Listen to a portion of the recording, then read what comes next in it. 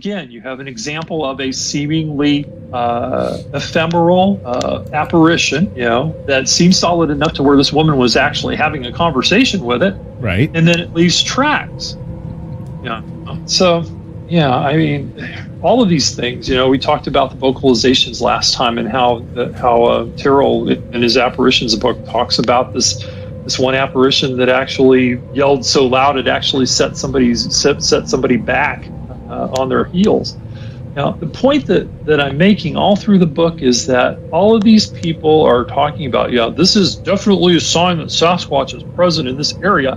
And I can look at every one of those things and say, there's definitely a case in poltergeist lore where poltergeist has done that. Right. Every one of them. And the thing is, I mean, finding what looks like large primate tracks in an area that you believe a large primate lives in is exactly what you expect. It's a very logical conclusion to come to. Yeah, exactly. If you have concluded that such and such an area is a Bigfoot hotspot, I don't like either one of those terms, but if you've decided that that's the case, then if you have a phenomena and energy in the woods that is behaving like a poltergeist and it's listening to all this stuff, then it's going to say, oh, cool, I'm going to leave 16-inch tracks down on the riverbed. That'll really get them going.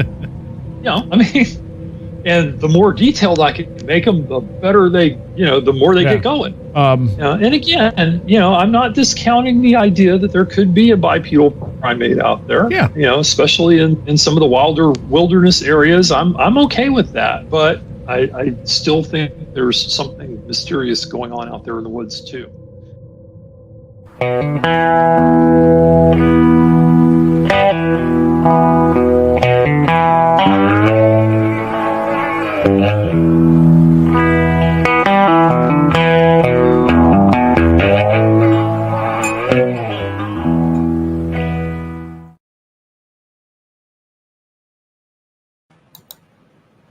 Hello, folks. It's the Lord of Odd, the 40 Digital Shaman, and co-host tonight, none other than MT Paranormal Live, Mr. T. And we have a very special guest tonight, none other than W.T. Watson, author of, 5 or 6 books, something like that. Depending on which number you want to choose. And Mr. Watson, thank you for joining us. All 6'7" foot of you. Thank you. Absolutely, yeah. I have that in common with the Sasquatch out there. I have to wear bright colors when I go out in the woods just to be sure that I don't have anybody mistake me for Sasquatch. Mr. T, if I could ask you a favor, Mr. T, if you could keep track with the comments and make sure they're posted up there so people know that, because I won't be able to focus on that. And then when you're talking on a second, thank you, sir. Thank you. So, sorry about that, Mr. Watson. Oh, So I was listening to the interview on where did the road go? The radio a few weeks ago. I don't know, it's about a month ago or so when you did that 2-part series. And I was like, man, this dude beat me to the punch. Forest Poltergeist. I gotta have this guy on because this guy he's cued in on something here that's a big part of what we're experiencing out there in the woods, especially those of us involved in Bigfootery. I have first of all a couple questions for you. Sure. Should I call you what? You can call me Travis. Travis? I use W.T. Watson as my writing name, but everybody in my life calls me Travis. Okay, Travis. Travis, what possessed you to start writing books about such things as Canadian Sasquatch or Forest Poltergeist? What made you, of all things, go down this road, man? Well, actually, I have to go way back, like 50 plus years back. My dad was actually a UFO experiencer. He had an encounter during the 50s with a cigar-shaped craft, purple lights out in the desert beyond San Bernardino, California. Told that story to anybody who'd listen. That story never varied. And, so it got me interested in the unknown, I guess, the mysteries out there. Um, and I'm reading and researching and nosing around in those topics ever since. I started writing books back in I guess the first one was published in 2019. I had published a novel previously. One of the covers that you showed up there is called Hunting the Beast. That's actually a fiction work, but it has some of my ideas in it too. Um, but then I had written this book about a black dog, which is a type of apparitional being. And the folks that published it asked me, could you write a nonfiction book about this? It seems like you know an awful lot about this stuff. I said, well, yeah, I did a lot of research before I wrote the novel. And so I did some more research. I went down the rabbit hole and discovered that the phantom black dog apparition is not just a thing that exists in the Great Britain and Ireland, but also in North America and South America. That got me going. I wrote Phantom Black Dog book. Then I wrote Mysteries in the Mist, which is about the mist and fog and clouds paranormal. After that, let's see, that was Canadian Monsters and Mysteries. After that was shortly after I moved to Canada. Then I started writing about Sasquatch in Sasquatch Canada, and then moved on to the Forest Poltergeist. So I can honestly say that I've been reading and researching and studying archives and all that sort of thing since I was in elementary school. I mean, by the time I got out of sixth grade, I had read Ivan Sanderson's book on Abominable Snowman, which, if you've ever seen it, is like this thick. Oh, I love the book. I actually read that book. I actually read it. Great book. Yeah, I mean, It's really, it actually it's is. an excellent resource. John A. Keel is another one you people need to read. Yeah, I discovered Keel here in life, but another one, John Keel. I really enjoyed those kinds of Frank Edwards. The guy named Frank Edwards wrote a series of books called Stranger Than Science, and a couple of other titles that were just collections of Forteana. There were UFO stories, there were stories about weird things falling from the sky. There were some ghost stories, there was, some Sasquatch stuff in there. I love that stuff. Just ate it up. The other thing that really got me into the whole the field too is, after my dad had told me this incredible UFO story, I also happened to pick up Ripley, Believe It or Not comic book about ghost stories. And again, I was 9. I was eating that stuff up, and before I knew it, I was just gobbling up everything I could find in the library, and I've been doing it ever since. So that's kind of how I got into it. It's very interesting. I think of myself. I just entered. That's very interesting. You said 9 to me, because I just interviewed Stan Gordon, and he said he started doing this stuff when he was 10. This year, 65 years of him doing this kind of stuff. Now, what's interesting about Stan is he's never had any kind of encounter whatsoever. Have you? Not, I haven't seen a Bigfoot. I haven't seen a UFO or any of that kind of thing. Most of my experiences have been more along the lines of synchronicities. Oh yeah. Just these coincidences that seem to have meaning to me. And I've had a couple of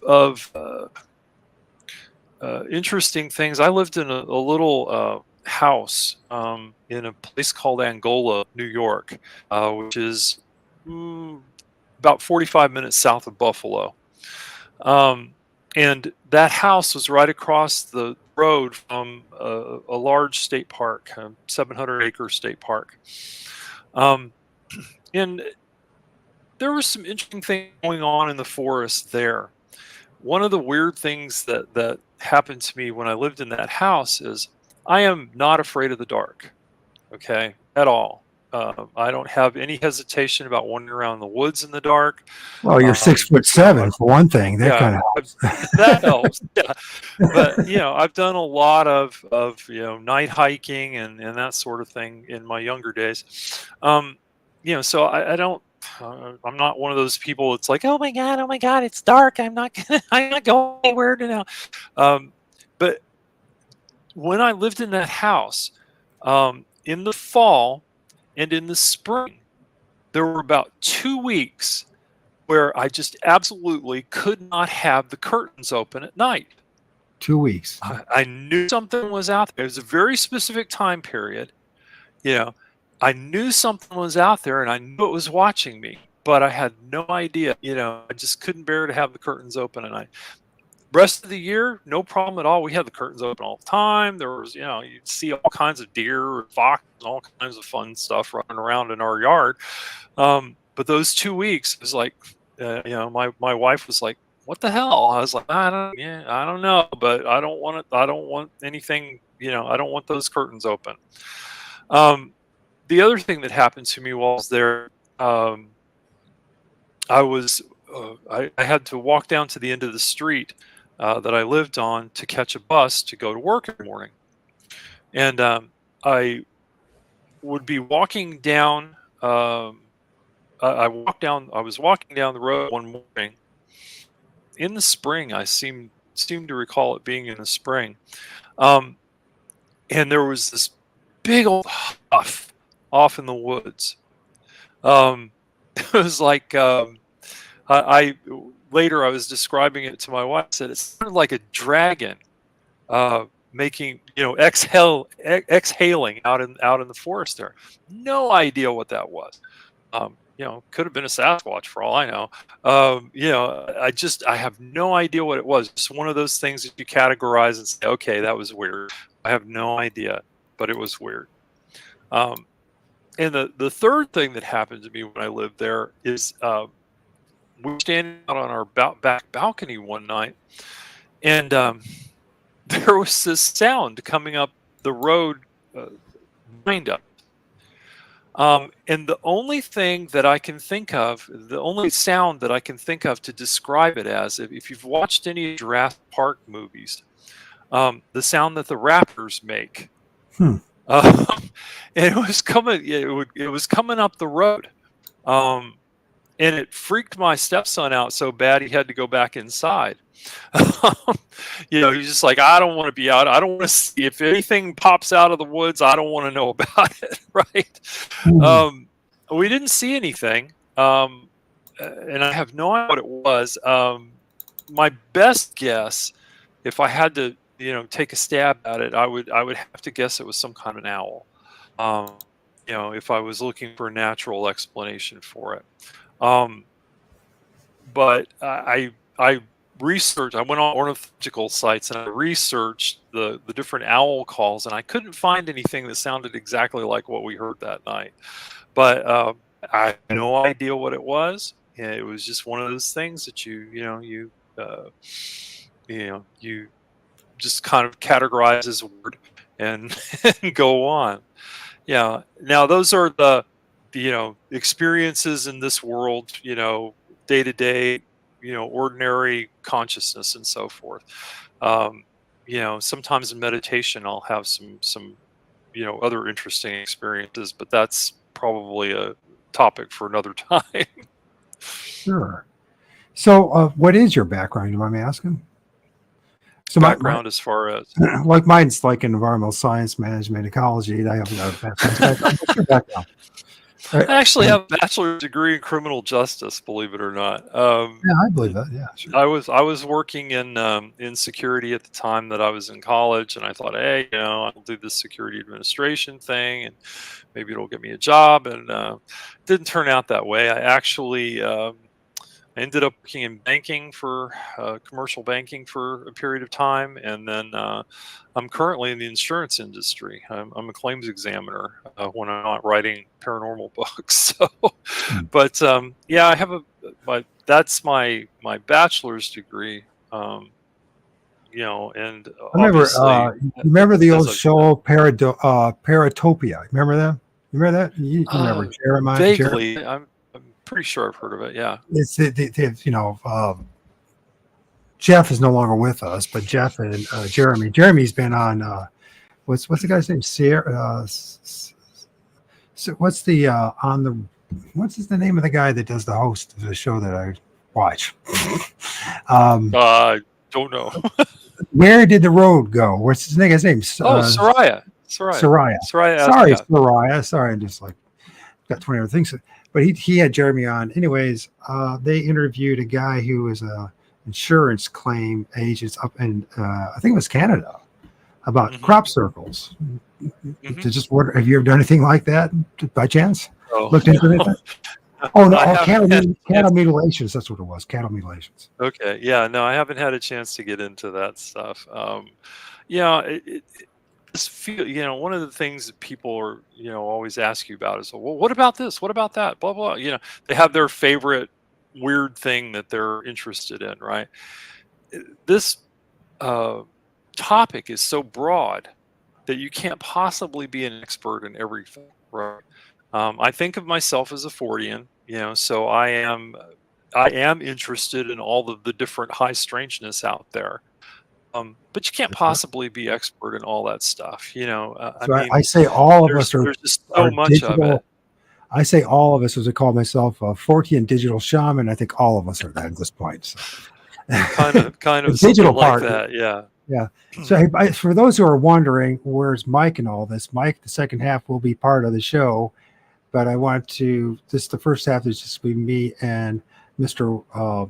Watson, because Mike has a lot to add to this to the show. Because obviously, those of us who know Mike, he's out in the field doing research out in the woods, so he's going to corroborate his stories along with what Mr. Watson. So if you're wondering why he's not talking right now, he's the one managing the chat. In the second half, I'll be managing the chat. So that's the reason why he's not talking.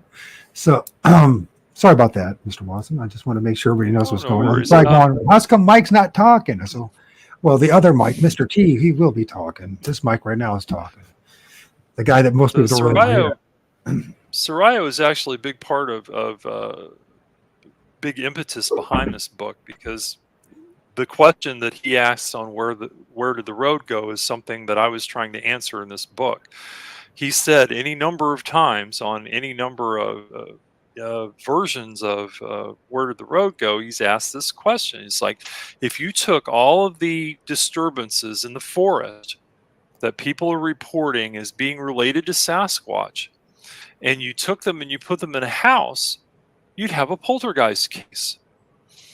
And I've talked to him any number of times, and I said to him one night after we had or maybe before we actually got on the air, I asked him, so are you going to write a book about this? I mean, that's a really interesting idea. Are you going to write a book about it? He says, oh no, I don't really have time for that. I said, do you mind if I write a book about it? He was like, well, no, go ahead. So I mean, that the idea for this book actually came from Soraya, and I give him credit for it whenever I get a chance. And obviously people like Tim Renner and Joshua Cutchin and those guys are all very much on board on this. Yeah.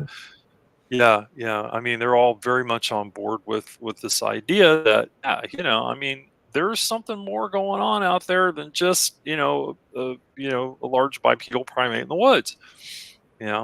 As I've said on any number of occasions, and anybody who's ever listened to an interview with me will know, I do not discount the idea that there could be a physical creature. I live in Canada. There are hundreds of thousands of square miles of wilderness here. We actually have a Lazarus species that was declared extinct and then recovered in the 1950s. It's a wood bison. It's one of the largest land animals in North America. So if we can lose a wood bison for several decades, there's no reason that a Sasquatch couldn't exist in the woods up here. Right. So I don't have, people are always like, oh, well, you're just all into this woo and everything. And it's like, no, I don't discount the idea that there could be a physical creature. If somebody hauled one out of the woods tomorrow, I wouldn't be surprised. Um, but I also think that there's a whole heck of a lot else going on out there. That's, well, And somebody commented Mr. T, earlier that it's Mr. all T, and I, connected. and Mr. T and I can confirm that there is a lot more going on in that. Oh yeah, yeah. From our own personal Well, experience and our own I what can we're I can filming. So, confirm it from personal experience too. But I know you it's, can. I don't spend a lot of time out in the woods looking for Sasquatches or anything, but just in my own personal, spiritual quest and going out into wilderness areas and doing meditation and that sort of thing. There's all kinds of interesting stuff going on out there. Oh yes, there is, absolutely. And you don't have to go very far to actually have that happen. No, Like I said, no, I can walk down to my creek over here next to my house and and have a paranormal experience if I get into the right frame of mind. So yes, even closer than that if you want.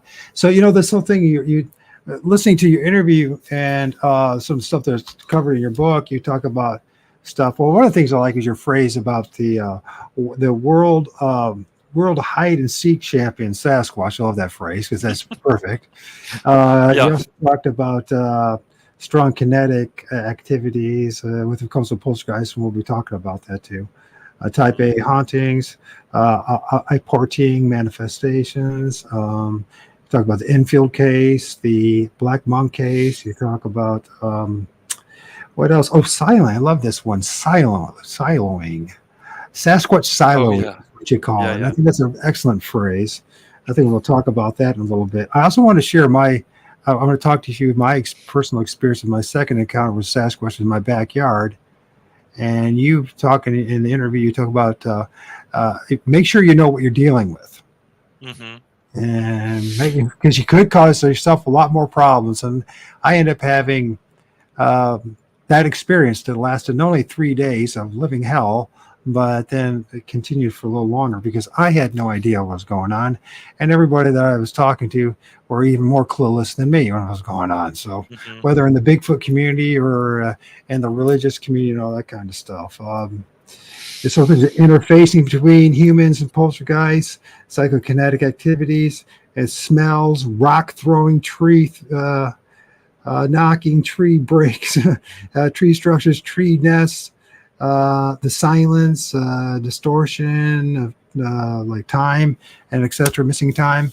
So we got a lot of things to talk about, but and if you want that interview, that 2-part interview, you guys need to go.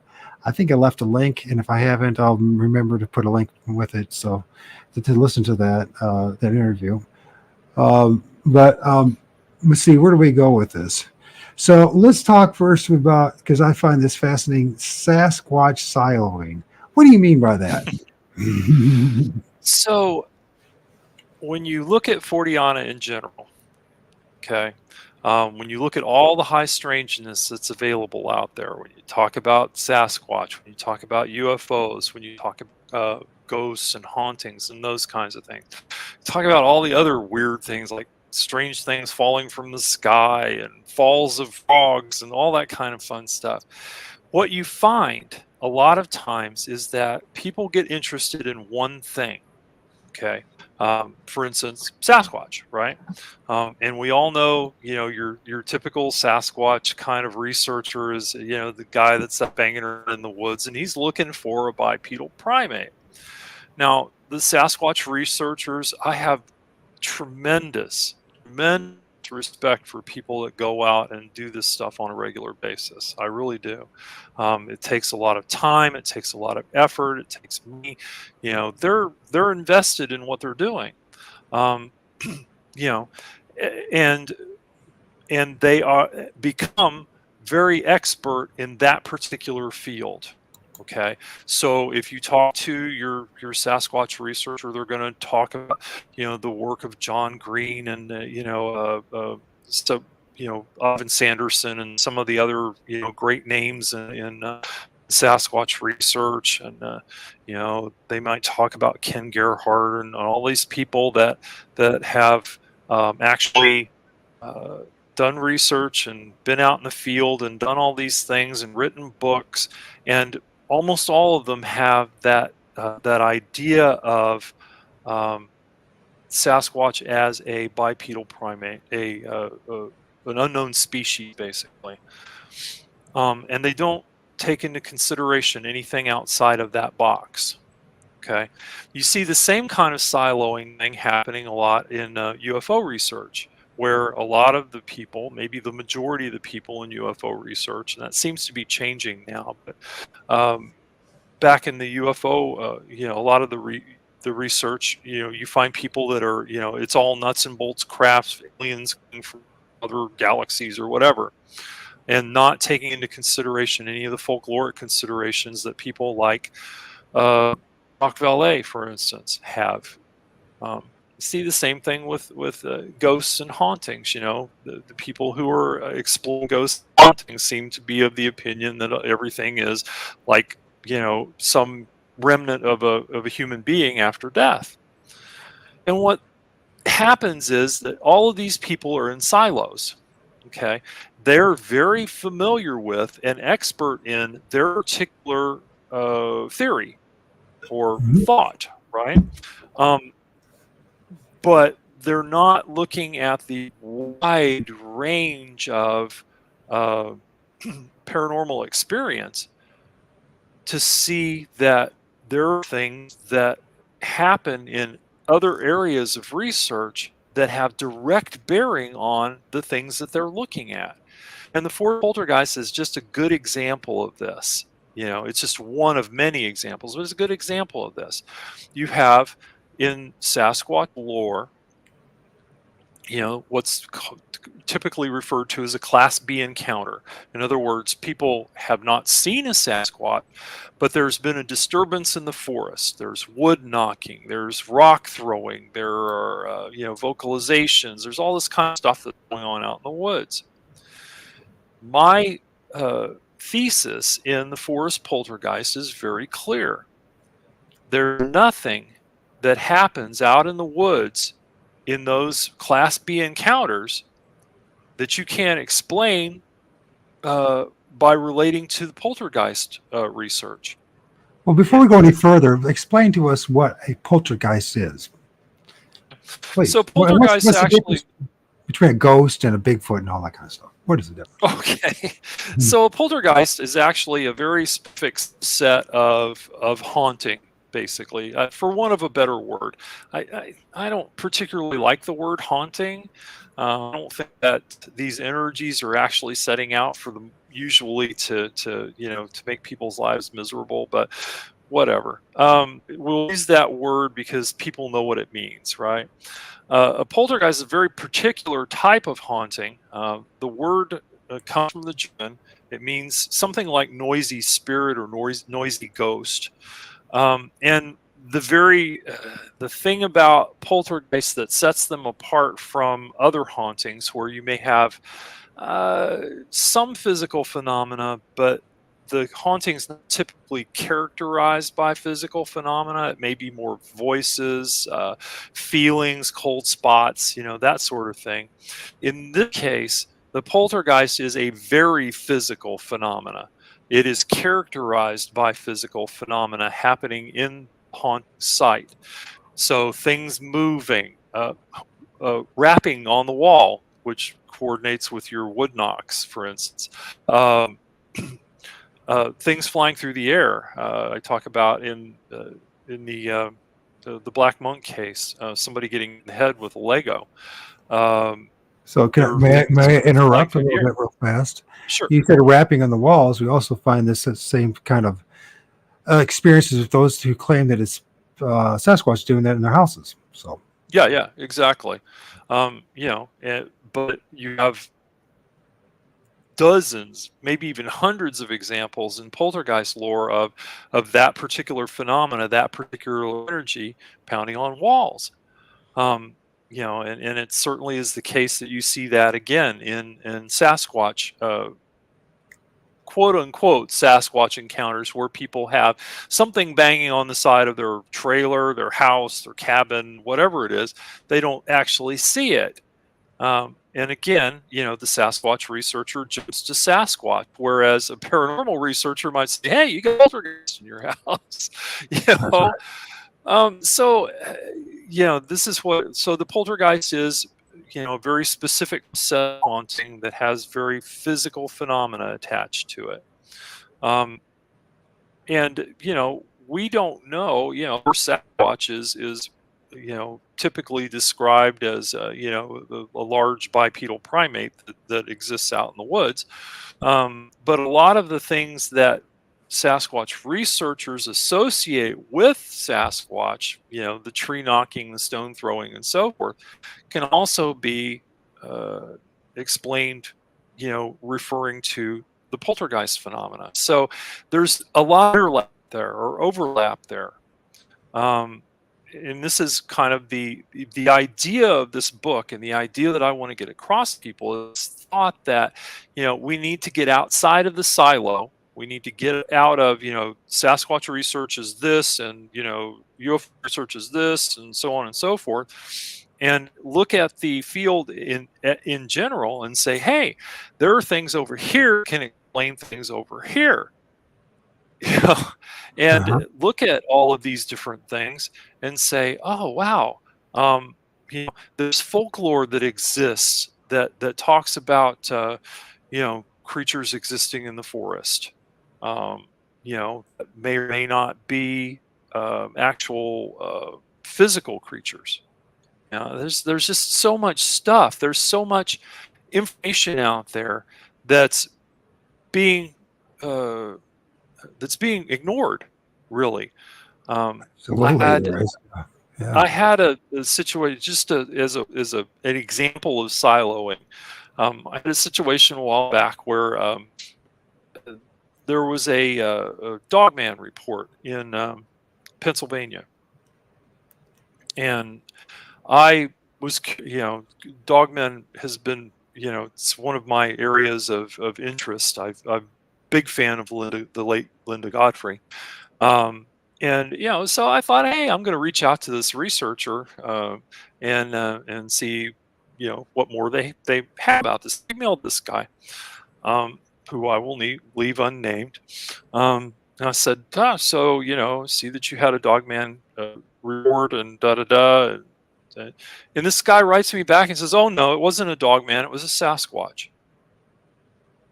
I'm like, okay. According to the witness account, this was a 6-foot tall, very muscular creature with ears atop its head that were pointed like a German Shepherd, and a snout, a long snout that stuck out from its face like a dog. But this individual was a Sasquatch researcher, so therefore anything odd running around out in the woods had to be a Sasquatch. That's a great example of siloing. Okay. What's the saying you guys are saying? If it's in the woods, it has to be. Yeah, exactly. So that's a great example of siloing. You see the same thing happening in and you also see researchers going into these situations and these encounters and picking out just the thing that they're interested in. So, Stan Gurdon, who you talked about earlier, was very good about documenting all the weird stuff that happened in a particular area when he went to investigate. But for instance, in Pennsylvania. So, for instance, typically the way things would work is, the Sasquatch researcher would go out and he would take, or she would take, the witness report about these giant bipedal primate things that they had seen out in their farm field, but would ignore the UFO sighting that happened earlier in the evening. The UFO researchers would come out and research, take the evidence for the UFO and completely ignore the Bigfoot stuff. And they both would ignore the anomalous lights that were seen in the forest for 3 days prior to all this stuff happening. Right. So this is what I'm talking about siloing is we need to look at the complete picture. If you go out to investigate a foot sighting, one of the questions that should be in your on your pad is, oh, so has anything else strange happened to you? And from the field researchers that I've talked to, almost invariably, if you actually ask that question, All sorts of high strangeness. more than 50% of the time, you're going to get a reply that, oh yeah, our house is haunted. I saw a UFO a couple of years ago. There's weird lights running around in our forest. There's all kinds of weirdness that happens. And we need to get a complete picture of what's going on with these witnesses instead of just focusing on one little thing that's going to prove our one little theory. There's a whole wide range of strangeness out there, and we need to pay attention to all of it, I think. So basically what you're saying is we need to have a more holistic approach to this. We need to stop being compartmentalized and stop thinking that there's our one little section of interest is going to be the answer, especially if we go forward with this and try to have a better understanding of what we're actually dealing with, if it's even possible. That's another question in its own right. That's another question altogether. Is it even possible to know, to get quote unquote, this is the other thing is, you have so many people out there that are doing research that are like, they're going to get the answers. It's like, no, you're not. That's why they call it a mystery. And if you're going to be involved in this field, you need to have a very high tolerance for mystery. And uncertainty. And uncertainty. Yeah. I mean, you just, there may come a time when we get some answers about some of these things. But I don't think you're ever going to solve the whole deal because it seems like the phenomena is just happy to mess with you. So as soon as you think the trickster spirit is a big part of all this. From my own personal experience, is every time I think I got my shit together, something, whatever's paying attention to me, reminds me that I don't have a clue what the heck's going on. You know what I mean? It's just like I get so close to it, and then there's some variable that they throw at me. Yeah, it's always something. I when I was writing Sasquatch Canada, for instance, I mean, the vast majority of cases in that, because I focused on Class A visual sightings of Sasquatch, right? Yeah. And a lot of those sightings are like, the individual hunter or whatever is hanging out in the woods, and they see this animal. Or what they take to be an animal, this large, hairy, bipedal primate, right, running through the woods.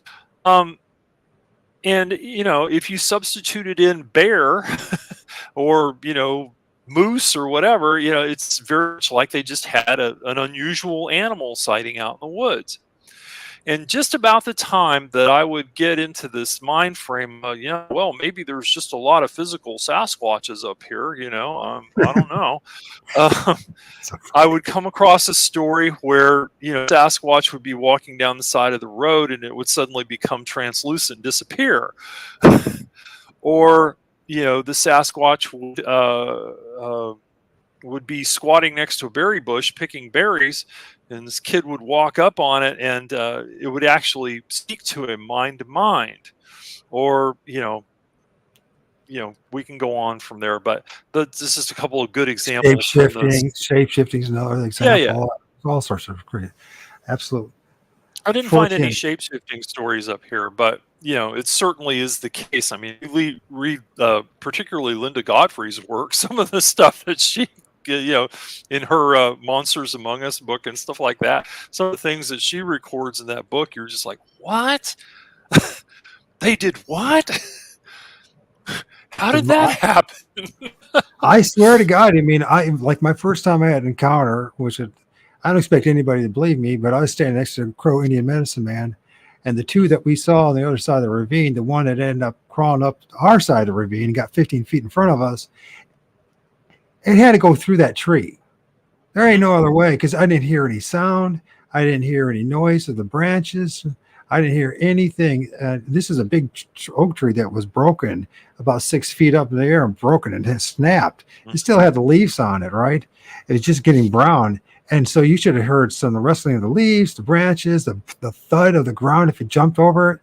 I mean, it was only 35 yards away as well, 30 yards away. And it got 15 feet in front of us. And so it's like, how did it do it? The only way it could have done it is that somehow it went through the damn tree. I mean, I don't expect you to believe me, but it looked awfully physical to me. You know what I mean? Well, and I talk about apparitions in the book, in the Forest Poltergeist. I do a whole section on apparitions, and what a lot of people think is an apparition. You know, when you say that word, you get kind of this idea in your head of, the lady in white floating down the staircase in the mist, and it's sort of translucent and da da da da. That most apparitions, if you read Tyrrell's book on apparitions, a large majority of the apparitions that people see, they actually mistake the apparition for a physical person. Because most of the stories in his book are ghost related, so to speak. But they're actually thinking that they're seeing a actual physical person, until the laws of physics take over and it walks through a wall, or it passes through a table lamp or something. Or goes through a tree. Or walks through a tree. Yeah, exactly. So a lot of people are like, I know that a lot of Sasquatch witnesses, and I'm not going to argue with them because I wasn't there. A lot of Sasquatch witnesses will say to their death that they saw a physical creature, and they may have. Again, I don't discount the idea that there could be a physical creature. Well, the bare minimum, it appeared that way. But it's certainly, whatever it was, whatever they saw, it appeared to be a physical creature. Right. But it could be it could be apparitional too. I talk about Linda Godfrey's theory. I mean, how many of us are going to give the Bigfoot a bear hug to find out whether or not? I mean, it's not happening. You know what I mean? Nobody typically gets close enough to find that stuff out. And I mean, I can't think of anything just right across the top of my head, Chris. No. And CP, yeah, possibly. I have a whole section in the book about possible human causes for some of these disturbances out in the woods, and talk about, for instance, the parapsychological theory of RSPK, random spontaneous psychokinesis, where certain people with repressed emotions actually have what amounts to a psychic temper tantrum. So those, and that manifests itself as an outburst of psychokinetic energy in their immediate area, whether it's the woods or house or whatever. And the idea of a poltergeist or other spirit being drawing energy from an electronic device. I mean, anybody who does paranormal research of any kind knows that one of the signs of that kind of activity is all of your bats going to bed, right? So yeah, entirely possible. And it happens also when you're doing Bigfoot or Sasquatch research out in the field. So, yeah, which is another one of those things where you got to think. I was thinking of this. Those ghost hunter guys have that problem too, right? That's right, and the UFO guys as well. So everyone seems to have this problem. But I was thinking too, though, about this, and it kind of goes along with what you're saying. And I just like simplify it. Say Napoleon Hill meets Sasquatch meets memes. You can think that's what I'm saying. It's very simple. right? So we, through our power of our magnificent magnifying minds and us focusing on a topic so much that there's nothing else that we focus on, that we can create at least the illusion or the appearance of something that we want so much to manifest, if that makes sense. Because I think about my experience. I didn't have anything happen to me. I'm 56. I didn't have anything like that in my life until I was 49 in 2017, and I focused on that primarily. And that's all I really focused on that year was Sasquatch, Bigfoot, right? And within 6 months, I'm standing next to a Crow Indian medicine man, and what damn well looked like a Bigfoot, what people call a Bigfoot, crawling up a ravine towards me. And there was 2 of them, right? And I know there was nothing special about me except for one thing. I was really focusing on that and nothing else. And so, also, I think that's also with the meme part. I just think because we do it to each other, maybe collectively, since we're all thinking about it and we're all talking about it, and we're making all these videos and all these, we're interacting and constantly thinking about it, that we kind of help each other. It's almost like we think about like UFO flaps, that kind of thing. There seems to be a correlation with, like, say there'll be a report of a UFO flap, and next thing you know, of a sighting, and it turns into a flap. Yeah. So I talk a lot, or not a lot, but I do talk in the book about the idea of thought forms. There's a phenomenon in magic called the thought form. That is, if you read Dolores Ashcroft Nowicki's book, it's called The Magical Use of Thought Forms. She says that there are 3 things that you have to have in order to create a thought form. We have to have desire. So obviously there's, as you say, there's like probably literally hundreds, maybe thousands of people at any time that are focused on this Sasquatch phenomena. Mm-hmm. You have to have visualization. In other words, you have to be able to form a very specific image of the thing that you want to manifest in your mind. And again, we have the Patterson-Gimlin film and all of these things that people have based their idea of, this is what Sasquatch looks like. We have a very clear idea of what Sasquatches look like. And then you have to have imagination.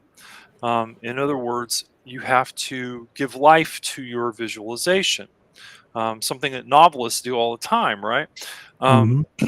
You have to give life to your visualization.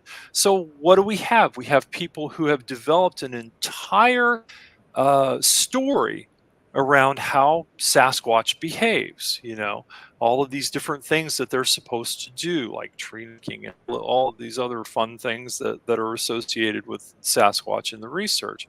So we have all of the we have all of the pieces to be able to form a thought form. And when you have those pieces put together, magical practitioners talk about. I talk in the book about a group of Wiccans who did a working to actually defend some seals on an island somewhere, and they did these steps that I was talking about. And they there were sightings of beings they created on the island. There were several different sightings of this being that they created on the island. We saw this kind of thing manifest with the Slender Man too, where there were a group of people who got together who did these things, and people started to see this thing, and actually think that they were communicating with it. And WT as well. What also? Let's think about the Patterson film. Let's think about the whole scenario that played out there, right? With the different. What were they doing? The shamanic principle. What's going on with the Native Americans? With all the people involved, it was almost like they created the situation to happen, right? Yeah. And then they just gave us a a few seconds of a video that have plagued us for how many years? Yeah. And nobody, you get the skeptics going back and forth Um, you get the skeptics going back and forth about So let's whether the film is real or not, and all of this stuff, and trying to play it off as a hoax, and they can't do that, and so they took a picture of something out there, they but sure we did. don't really have an idea. We don't really know what it was. Can I back up for just a minute? I saw Vic asking a question about footprints. And I talk specifically about footprints in the book because, again, this is something that is also associated with the poltergeist phenomena. The classic one that I come across is in Black Monk case, the Black Monk of Pontefract, which is a case in the UK. One of the things that happened in that particular case was that puddles of water would appear spontaneously in the house. They had the water cut off. They had the local plumbing people come in and check the house for leaks. They could never figure out why these puddles were manifesting. At the end of this case, the mom came downstairs one day, was watching, was looking at the carpet runner that went out to the front of the house, to the front door, and it was soaked. It was absolutely saturated. And as she was watching, footprints began to appear on the carpet, in the saturated carpet. So there's one example of footprints that were. Find them in churches all the time too. She couldn't see anything. I'm sorry. Well, you hear about these stories of people finding these footprints in their churches, right? In the carpet in churches. Oh, yeah. Stuff like that. Another one is in the Bell Witch case. There's an example in the Bell Witch case where this spirit, entity, energy, whatever you want to call it, was communicating with the younger Bell son after the older, the father had died. And said, "Look, I'm going to create these boot prints of your dad's boot prints in the snow outside," and there were boot prints manifested all through the yard there. So it's not beyond the ken that a poltergeist type phenomena, whatever that is, and we don't really know what it is. If it's actually decided that it's sort of mimicking Sasquatch, for instance, just as a hypothetical, might say, "Hey, yeah, let's leave some great big footprints out there in the wood." The interesting thing about these footprints is that sometimes those footprints will stomp out into the middle of a cornfield and disappear, or the snow, or etc. So I'm going to So anyway, there's good reason to think that these paranormal phenomena can actually make footprints as well as a physical creature. So if I've got 10 minutes before I bring 10, 15 minutes before I bring Mike on for the second half. So I'm going to bring up a couple things. First thing about footprints. So Mike and his crew that he works with out in the field, he works with Bigfooters, and also there's some guys he's in Eastern Ohio, and there's some guys in Pennsylvania, and some other guys up in Southern Michigan. They get together, right? And last year they were reporting and showing videos of 6-toed footprints, right? Now, what's interesting about that is, to me, is that at the same time they're reporting that, then there's other guys, like there's one guy that I've done a few shows with, JT from Sasquatch Confessions up in British Columbia. He's saying, no way, they're all 5-toed footprints, right? And he's ecstatic. But they're not. But then what happened to him is maybe a few months, if not sooner, him and his twin brother out there in British Columbia looking for stuff. And guess what they find? A 4-toe footprint. Yeah. and that's then, the way. If you look at the research on the what became known as east of Boggy Creek, the Falk monster, there were 3-toed footprints found in that case. So particularly in instances, because primates have 5 toes. In those instances where you find the wrong number of toes, you have to wonder if there's not something more going on there. So do I talk in the book about people who don't go out in the woods to see Sasquatch, do not believe in it, and still see it? I don't. That's what happened to me. I don't specifically address that in the book. because it wasn't really within the My purvey of first what I'm doing. encounter, But it certainly does happen. It so certainly my does happen that Travis. skeptics see this thing. So my first encounter, Travis, with the Crow Indian medicine man was in the middle of my town in a cemetery. Yeah. Now I live on the edge of suburbia and cornfields and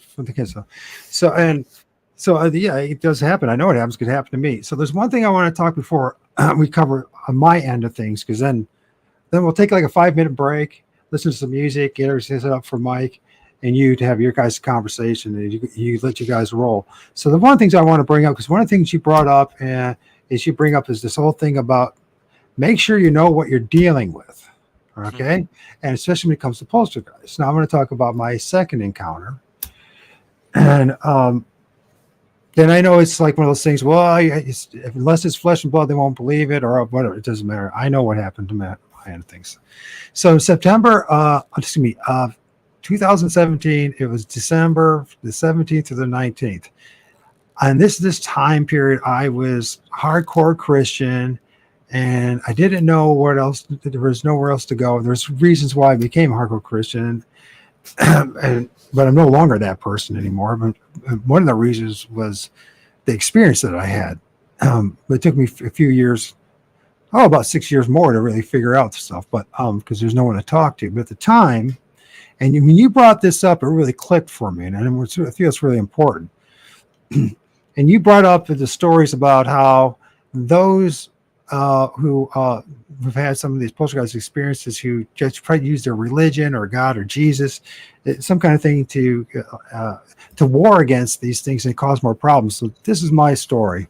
So my story was, as I was coming out of my back door, taking my son to karate practice, as I was halfway between the back door and my garage, this thing that looked a hell of a lot like a Bigfoot. And by the way, until that year, I got scientific background. I'm 49 years old. There's no such thing as paranormal in my life. I understand nothing.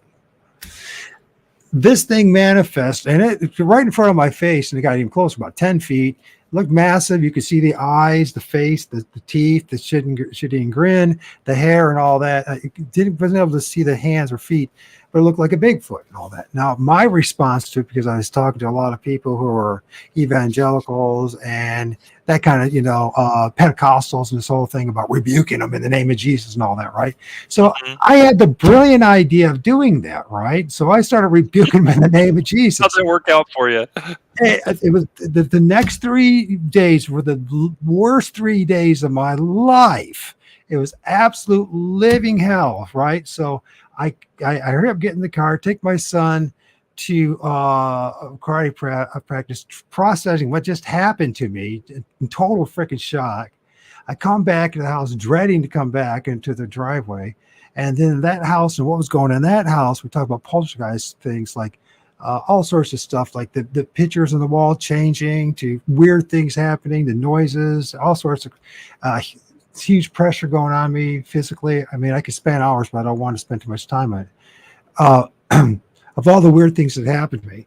And here I am praying in the name of Jesus. I'm even calling up this lady, Erica Shepherd, who's a famous deliverance, because of her famous deliverance ministry, and she's on the internet and talks to all sorts of people. It's always giving counseling, listening to everything they're saying, the blessing in the house, praying in the name of Jesus, in the blood, in the name of Jesus. And things didn't get any better. And they just kept on getting worse and worse and worse for 3 days. So what happened was, on a Wednesday morning, it was about 3 a.m, that magic number. And I wake up, I'm sleeping in my son's bed with him because I'm totally freaked out. Even my son was changing, turning ghost white and all this kind of stuff. And I hear this walking on my front porch, right? There's something running around or walking on my front porch. And wakes me up, and I stay there for a couple minutes, and I start processing, and I get so freaking pissed off, right? And I get up, and I woke my son up. I probably woke half the neighborhood up. I started screaming, F this and F that, and get the hell off my freaking front porch. And the funniest thing is that whatever was there started running back and forth and banging on stuff and all that kind of stuff. The confirmation of this 14 part of my journey is my buddy who lives upstairs is in the Air Force Reserves, works at the Air Force Base right here. I'm in Northwest Ohio, and he comes home between 3:20 and 3:30. He pulls into our driveway, and it's funny because I asked him the next day. He asked me how I was doing. I said it's the worst 3 days of my life, and he goes, "Well," and I asked him, "Have you seen anything strange?" He said, "Oh yeah. Last night I saw this really huge big dude who's all dressed in black. And he's like a black hoodie. I mean, he's the biggest dude I've ever seen in my life. He still can't accept the whole idea of it might be a Bigfoot or something like that. And he said it was in our backyard, and he was just walking in our backyard. And I'm watching this dude, and he's walking north away from our backyard. I get him back in my truck and chase after it to find out. I go, what the hell is somebody doing in our backyard at 3:30 in the morning, right? There's nobody supposed to be in our backyard, right? He chases after it and disappears. So then for a couple of months, I had like terrible migraines and all this kind of awful side effects. And eventually, but that was the worst that everything happened. And in retrospect, listen to you and other people and process and put all the pieces together. I realized I probably caused a lot of my problem that day. If somebody would have told me, and I think this is important, we talk about this a little bit, if someone would have told me, make sure you know what you're doing and what you're dealing with, I could have saved myself a lot of literal and physical headache and misery. Yeah, I mean, this is one of the things that I kind of hammer on in all of my books. It's if you're going to be involved in this stuff, a little discernment goes a long way. You mentioned that I talk about this in the Forest Poltergeist, and I do. In the Black Monk case, for instance, they tried to actually exorcise the poltergeist. They had Anglican priest come in and do the rite of exorcism for their home. Mm-hmm. Just pissed it off. That's what I did. It took a very anti-Christian sentiment after that, and actually did some things that were, I'm sure that your evangelical friends would have looked at this and said, "Oh, it must be a demon." It's like, not necessarily. One of the things that I do is I approach my work from an animist point of view. I believe that everything has spirits, sure. And that there are we live in a vast ecosystem. Which is composed of both physical beings and non-physical beings. And, you need to know what kind of a being you're actually dealing with before you try to get rid of it. That's our problem. We don't know what we're dealing with. That's the problem. Yeah, and in the rite of Christian exorcism is kind of like, waving a weapon around in somebody's face. You're going to get one of two kinds of reactions. Either the person's going to run away, or they're going to go for you, right? That's what happened to me. A lot of these spirits will actually go for you. I mean, I think that in any situation where you have a sort of what you might perceive as a hostile haunting, the first line of defense is going to be negotiation, and see if you can kind of work with whatever it is that's wandering around your house. It may be that this spirit world that we live in has a message for you, and they're trying to get something across to you. In this case, this giant Sasquatchy looking thing may have appeared to you to try and shake you out of your disbelief. Or maybe my fanatical religious belief. I think that's a big part too. My delusional.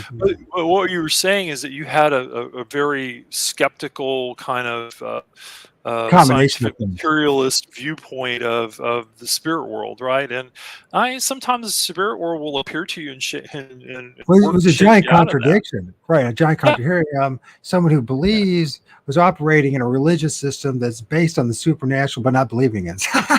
But not believing in the supernatural, yeah. Said a lot about me. This is also why a lot of these exorcisms don't really work, because the people that are doing them really don't believe in this stuff.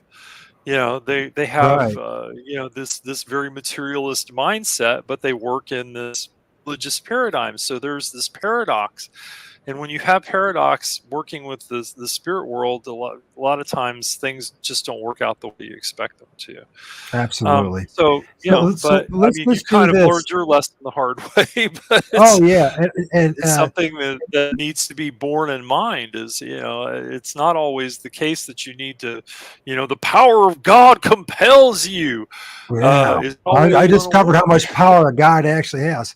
So not very much when it came to this stuff. So or anything at all for that matter. So hey, listen, let's take like a 5 minute break because I Okay. sorry to seem like the first hour's rush, but I really want to have you and Mike to have the conversation because I think you guys are going to have a fantastic conversation. It's going to be really enlightening. And let's take a 5 minute break.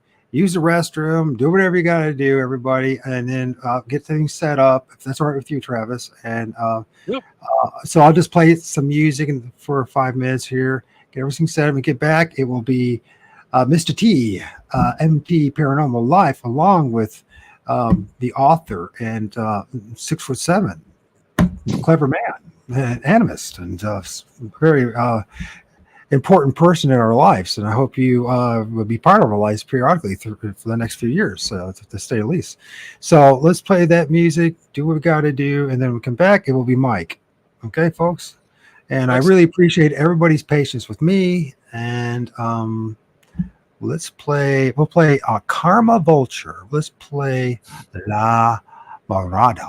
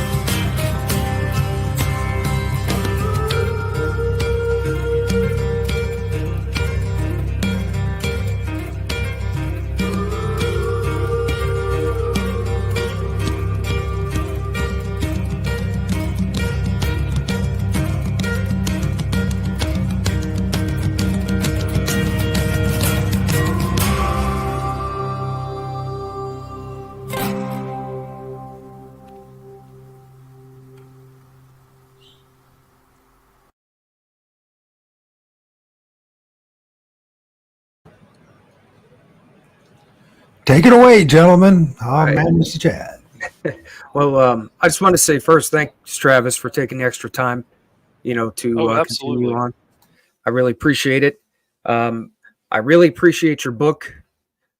For me, I'm still relatively new, only about 1.5 years. I've been doing research, and your books already helped me a lot going back at some of the things I'm going through now, and shed some light and really helped me think in ways that I might not have thought about before. So, I really appreciate that, and I thought your book was great. Like I said at the beginning of before we got on the air, one of the things that I set out to do with my books is not to write, a magnum opus. What I want to do in all of my books is present people with some material, kind of introductory material, maybe. Give them some good examples, uh, and give them a bibliography that, if they're interested in a particular topic, they can actually follow up and do more research on their own. I mean, my books don't tend to go into the hundreds of pages. They're usually 200, 250, somewhere in there. So that you get a good introduction to whatever the topic of the book is. But you also have a pretty extensive bibliography where you can go and look things that you're interested in, if you want to follow up on it. And that's really why I do this. Is I really want people to get acquainted with some of these topics that maybe they hadn't thought about. I did a whole book on mist, fog, and clouds and the paranormal. That's made me freaky about walking in the fog now. So Yeah, I know you talked about the silo. You guys were talking about it a little while ago, and one thing about me from the very beginning is I pretty much am not in any silo, and I think that's just me in general, and that's how my research has been going. So I kind of feel like, from what I've run into and seen with a lot of others who do whatever kind of research that I could just call paranormal, it makes me a little different. But to me, it just makes sense. I have a hard time with labeling anything, any of the things that occur or whatever happens. I honestly don't think I've ever been able to label something. And I always tell people I probably will never get any answers, and my biggest thing was always just to document the occurrences that happen and share that with everyone. It's just about, for me, it's about the experiences, and maybe some things will be revealed, some insight or some clue, which is what I look for, to maybe getting an answer of some kind. But that's kind of where I stand with how I do my research. So when you talked a lot about people in their silos, I see that a lot, and I think that's something that I see for me, that's a benefit, not to even try to go into a silo of of labeling what just happened was because of something, So that's I mean, I think that it's critically important to right. share these experiences, because there are people out there that are having experiences. They're seeing things, they're having, experiences. There's something in their house, there's something in the woods, there's whatever it is. And, a lot of these people, when I did the research for Sasquatch Canada, for instance, I ran across several witnesses, people who had seen a Sasquatch out in the woods that had never talked about it. They had actually held on to their story for however many years, decades sometimes, because they were afraid of ridicule. I think that it's critically important that these experiences be shared, people, um, so that people actually have an opportunity to understand that there are other people out there having the same experience, and that's the part of the reason that I do what I do. Right. One thing I can say to that is, that's one of the things that I do, and my I could say my partner His name's Jack Riggs. He goes by the cameraman. He's a researcher that we start working together. But that's one of the things we do a lot is we reach out, or people will reach out to us, because we'll put it out there for people to share the experiences, and then they'll come to him or they'll come to me, and we'll look into it. And with like social media, which is, YouTube is my main platform, that gives the opportunity for all the people who maybe even want to come to us and not necessarily do it themselves, but we're able to put it out there for them so that, the experiences and things will be seen and other people can see it too. And everybody knows that the things they're experiencing aren't just, in their head, or, they get some kind of, what do you want to call it? Like they get some kind of vindication, I guess, or reassurance. Yeah. Right. Yeah. I mean, because so many people, we're raised in this sort of scientific materialist paradigm where if you can't, taste it, touch it, smell it, feel it, etc., it doesn't exist. And people have these experiences to kind of segue into Patrick's question. Sometimes people just have these experiences. We don't know why. We don't know why. Right. This person can be walking down the road or driving down the road, see a Sasquatch, or they can have an encounter in their home or whatever. It's not always the case that they had an intention to have a particular experience. They just do, and when they do, those experiences can be, for want of a better word, they can be world shaking, because suddenly the paradigm that you've grown up with isn't necessarily applicable. You've seen something that shouldn't exist. You've seen a Sasquatch, or you've had a poltergeist experience, or you've seen a UFO, or any of these kinds of things. There are people that theorize that, some of these encounters may actually be sort of an initiatory experience that opens people to a wider view of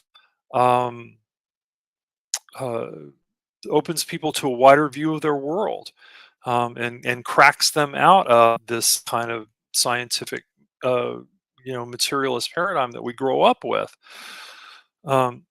So we don't know exactly why people have experiences. Sometimes it may be related to intention, and other times it may be all about what's going on in the other world, Right. or what's going on in their brains. Like some of the stories too, like when you talk about some of the documented cases of things that have happened, those also, and this is becoming more, more of where I'm starting to go with, and the stories that have been documented could possibly lead to similar occurrences to maybe even help with that. And I go to the Bell Witch incident. And the reason why, when I heard you talk about this and I started looking it up, and when I read about it, we're going to a place now from somebody who came to us talking about experiences, and we've been working there. We call it Claim 3, because the claims are when people come to us about an experience, and we'll go check it out. So we just number them. But the incident, the things that were going on at this Claim 3 started to mirror what I was reading about the Bell Witch. And that was really intriguing to me. Like it started with seeing some kind of apparitions that were, like, you could say, cryptid in nature. Like the homeowner was saying he's seen large, shadowy entities, even pushed his trees over. And we were there and documented what we seen, and the trees were pushed over uphill and over. So we were trying to debunk what could have happened. And being that they were actually uphill was really interesting to us, as to add some, validity to his claim that he saw an entity push him over, because we couldn't come up with a reason how the trees got the way they were when they were on a slight decline embankment. So there were some other things with that case too, where the homeowner was experiencing, after that point, a lot of noise rapping on the house, and it started increasing. And I don't have a lot of the information, because my counterpart Jack is more in touch with him because he reached out to him. But there were experiences in his home as well with what seemed to be some kind of activity, maybe even poltergeist activity in the house. So once I started reading about the Bell Witch, I started connecting. A lot of the occurrences seemed very similar to what was, some of that case seemed to be similar to what, the homeowner experienced and what we've captured. And I'd like to share this with you because this was an actual Class A encounter that was captured on film live. And to me, it was one of the most amazing pieces of evidence I've ever seen of something manifesting itself right there and was captured on film. And this is at that Claim 3 site. So I want to share that with you and get your thoughts about what the heck it is.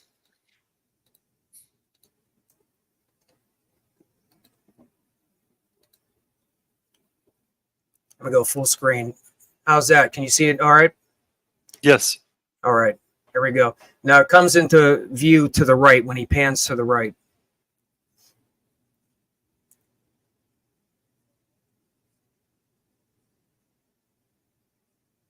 You see it? Mm-hmm. I'll play it one more time just so get another look.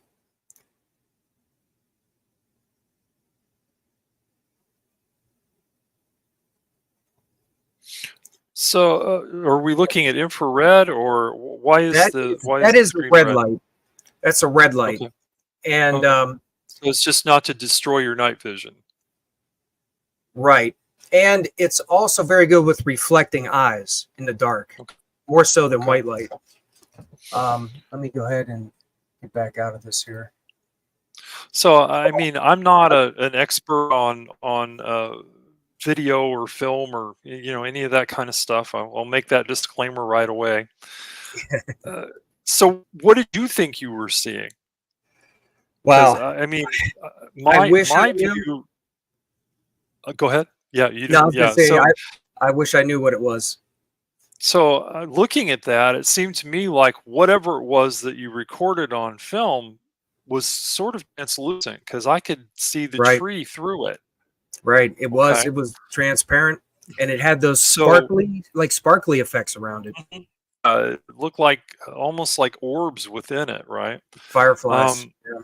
Yeah. So it was.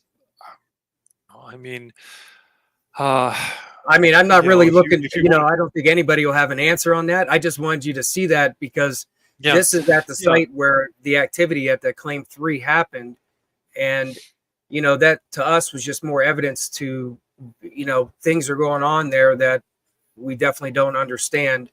So like when we captured that was pretty amazing to me to actually catch that. Makes me wonder if it wanted us to see it or if it was just by accident. Possibly. Now, like I said, there's a story in Sasquatch, Canada. It's a Native American fellow or Native Canadian fellow. Sorry, I'm actually from the States, but I live in Canada now. Native fellow who was driving down the road in Northwest Territories. I think it was Yellowknife, and he sees a very clearly seemed to him physical Sasquatch walking down the side of the road. Of course, in his culture, this is not a big deal. Believe these things. They either see them as a type of animal. Some tribes see them as a type of person. Other tribes see them as more paranormal, as being creatures of the other world that manifest in our world. It depends on the group. But he sees this thing walking on the side, and it's a very standard Sasquatch sighting until he notices that this creature is beginning to become translucent. Right. And as he watches, it becomes more and more translucent until it just disappears in front of his eyes. That was the first thing that jumped into my head when I saw this film, because this whatever it was translucent. Right. It didn't have a real solid form to it. Just that one So section. Yeah. it reminded me a lot of some of the old ghost photos from the Victorian times, where there'd be pieces of a ghost, right? Right. That materialized. They had this whole theory about ectoplasm and spirits being able to manifest, the ectoplasm and so forth. My best guess, I mean, if it's not some kind of a camera defect or artifact or something like that, which didn't look like it to me, but again, I'm not a video expert. My best guess is you get some kind of a forest spirit out there that you managed to get a little picture of. Right. I don't think it was necessarily a Sasquatch, but Right. could have been. It seemed tall enough to be. But if you remember from the latter part of the book, I talk about all the different kinds of things that the poltergeist could be. Right. Um, Like the you fairies. know, up to including the Fae, yeah. Right. And there's certainly, uh, in the Norse religions and stuff, they have what they call landvatir, which are the land spirits or spirits of the land, um, which are very active in natural areas too. It's kind of a subspecies of the Fae, I guess. I think you could say that most of the Landvatir are Fae, but not all Fae are Landvatir. Would be the best Yep. way to put it. Well, I So wouldn't definitely wouldn't expect you to. I yeah. didn't want So you to I think you mean, had to know what it was or have an no, answer no, for no. that. I'm just throwing out some. I'm Yeah. spitballing some ideas for you. It's possible that that it could have been one of these spirits of the land. It could actually have been a spirit that was associated with those trees, or one of the trees that you were forming. The Greeks had their dryads, for instance, that were the spirit of a tree. That this being was actually attached to or associated to a particular tree. I mean, it's very much the case that you could have photographed something very unusual there. Yeah. And I mean, it's a fascinating piece of film. Um, of course, the skeptics are all going to start examining your stuff frame by frame and Oh yeah. trying to explain it. Um, but I mean, good on you for getting out there and actually doing the stuff and doing the research and trying to record the things. Um, 'Cause, I mean, if you spend enough time out there, you're liable to find some really interesting stuff. Right. And that with a lot of the things like that when you talked about that in that book, the event, I think you're just talking about how the Sasquatch was perfectly visible and then it Mhm. like dissipated and Yeah. like you could say It was it just just disappeared or went it just translucent. turned translucent and Right. disappeared, yeah. And then Um, like other entities and like some of the poltergeist cases that manifest so like all those different um paranormal things that have been documented, and then with that piece of evidence there you see that something translucent is there. So yeah. that just adds to, that's how I look at it, is that right there adds to the evidence of some entities being translucent. And Yeah, you there see it. are things out there. Yeah, Oh it's yeah. it's also yeah, I'm looking at the chat here. Yes, it's also called a land white, land votier. It's kind of the same critter. Um, so, but yeah, I mean, and it's indicative of the fact that there are things going on out there, right? Or in locations all throughout, you know, place, and we don't really know what the heck we're dealing with. Right. That's why I am very much of the opinion that when you go out to these things to investigate your claims and so forth, an attitude of respect is just paramount. Absolutely. Right. And Because that's a big one. I mean, you see these ghost shows and stuff where people are in houses and they're yelling at spirits and stuff like that. that's a good way in my mind to have an experience like what Michael was describing earlier on, where you get the headaches and you get the disturbances at home, all that kind of stuff. And there are spirits out there that can knock you on your what. Right. Um, it just depends on whatever it is that you're provoking and what level of energy they're carrying with you. Or they're carrying with them. So, I've always been um, an opponent of this idea of spirit provocation. Right. If you're going to Exactly. go into a situation like that, where you think that there's something going on in a particular area, it's best to approach it with respect, with kindness, with empathy, and hey, it doesn't hurt to leave some offerings, Right. Exactly. um, because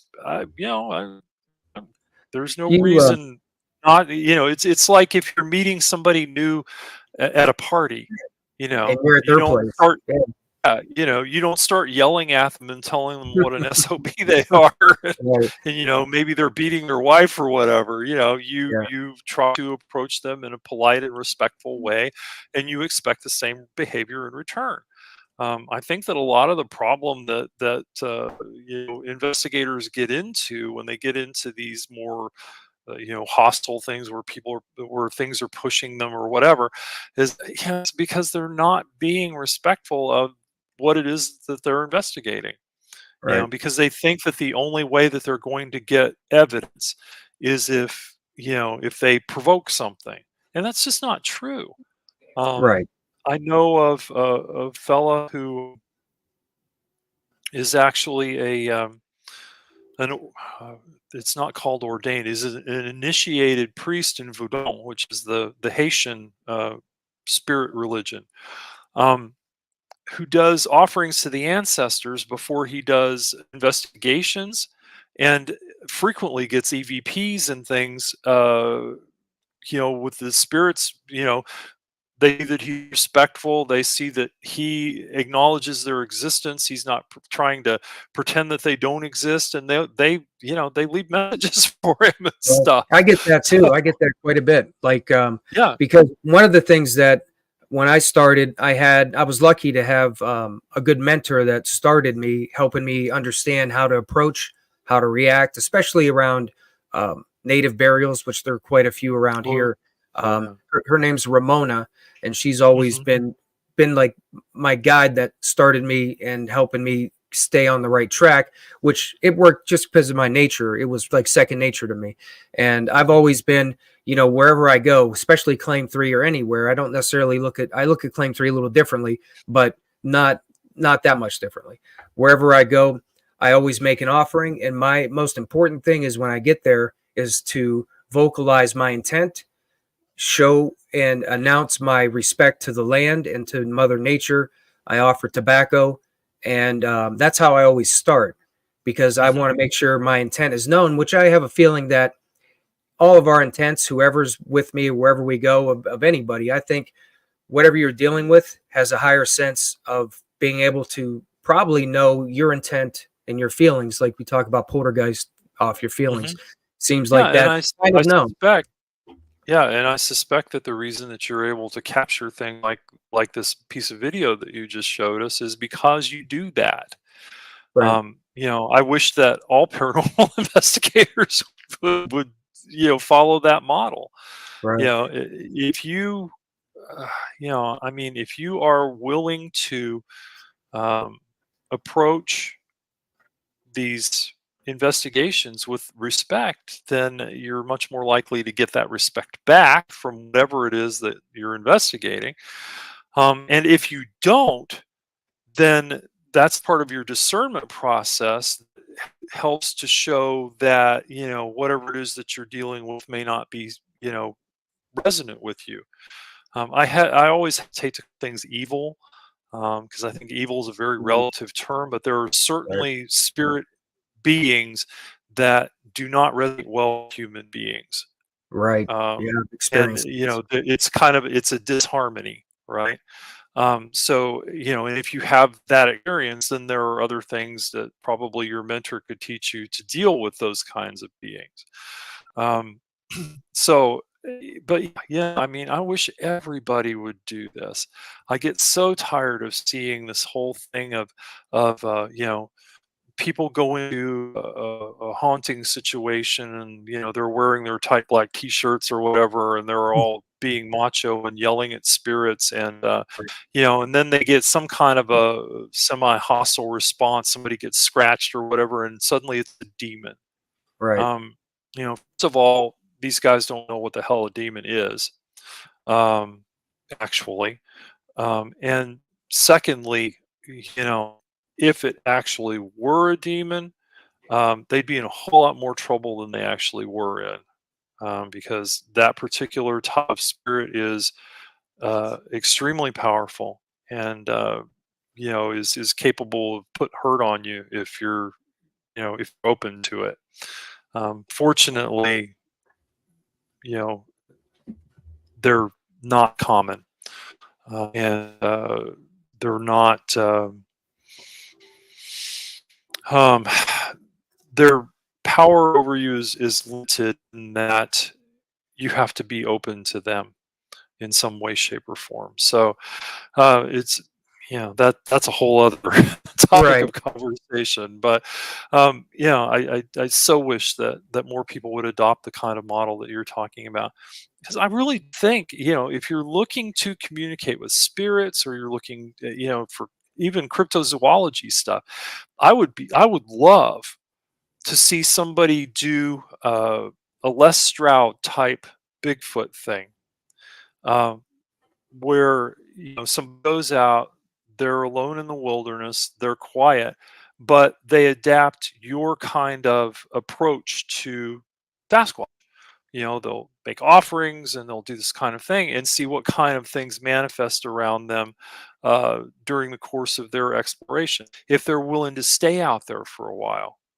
Um, I think the problem that you see with a lot of Bigfoot research is you have all these people go out in the woods and are stomping around with cameras, and they're yelling, and they're making hoots and hollers and banging on trees and stuff, instead of putting themselves into a place where they could have an experience.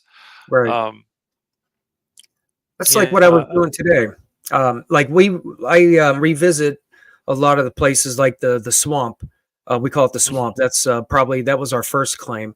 okay. I went back there today, and that's where we've had the rock throws that were, out of my experience doing this. There's been subtle objects that possibly could have been thrown, but nothing really obvious until the place we call the swamp.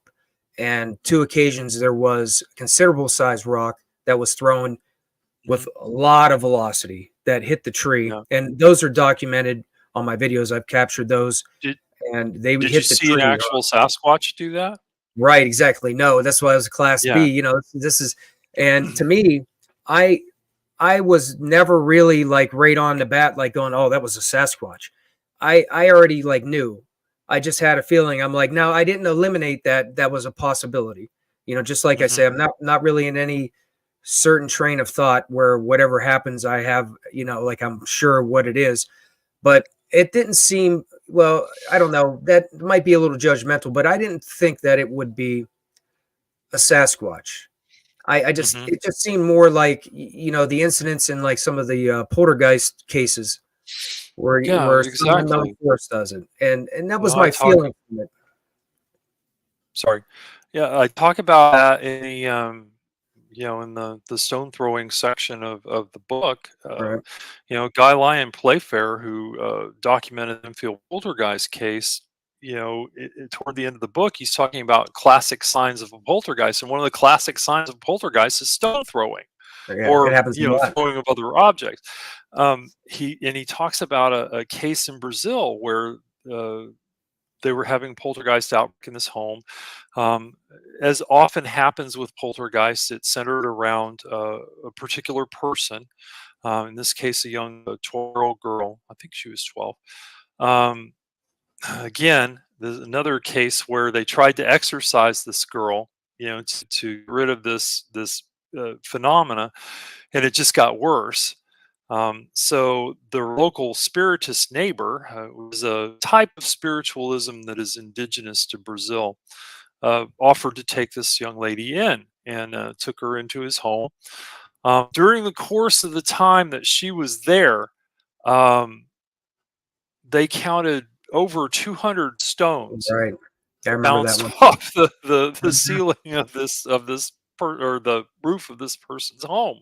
They were scattered all over his yard and everything. So, it's a classic poltergeist case, but with the stone throwing. In the again in the Black Monk case, the case of the Lego that actually beamed the reporter and hit him hard enough to actually leave a bruise that was still evident a week later. So you know everybody, the thing is that everybody that goes into these Sasquatch cases, you know they somebody's had a sighting in an area, and suddenly the assumption is that there are Sasquatch in this area, and therefore everything that happens in that area must be Sasquatch, right?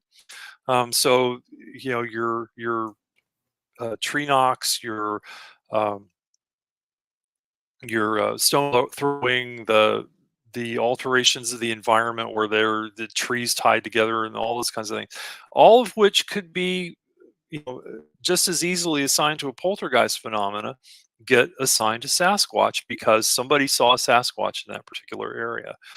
Um, so again, this is that place where I'm talking about we need to open our minds to all of the different possibilities out there. And yes, Constance, there are Native American legends of giants that actually worked with the people. I can't really answer your question because I'm not that familiar with that lore. Um, but anything's possible. I mean, it's entirely possible that as I said, some of the tribes see the Sasquatch as simply another kind of person. Um, and and it's possible they could have worked in tandem with certain tribes.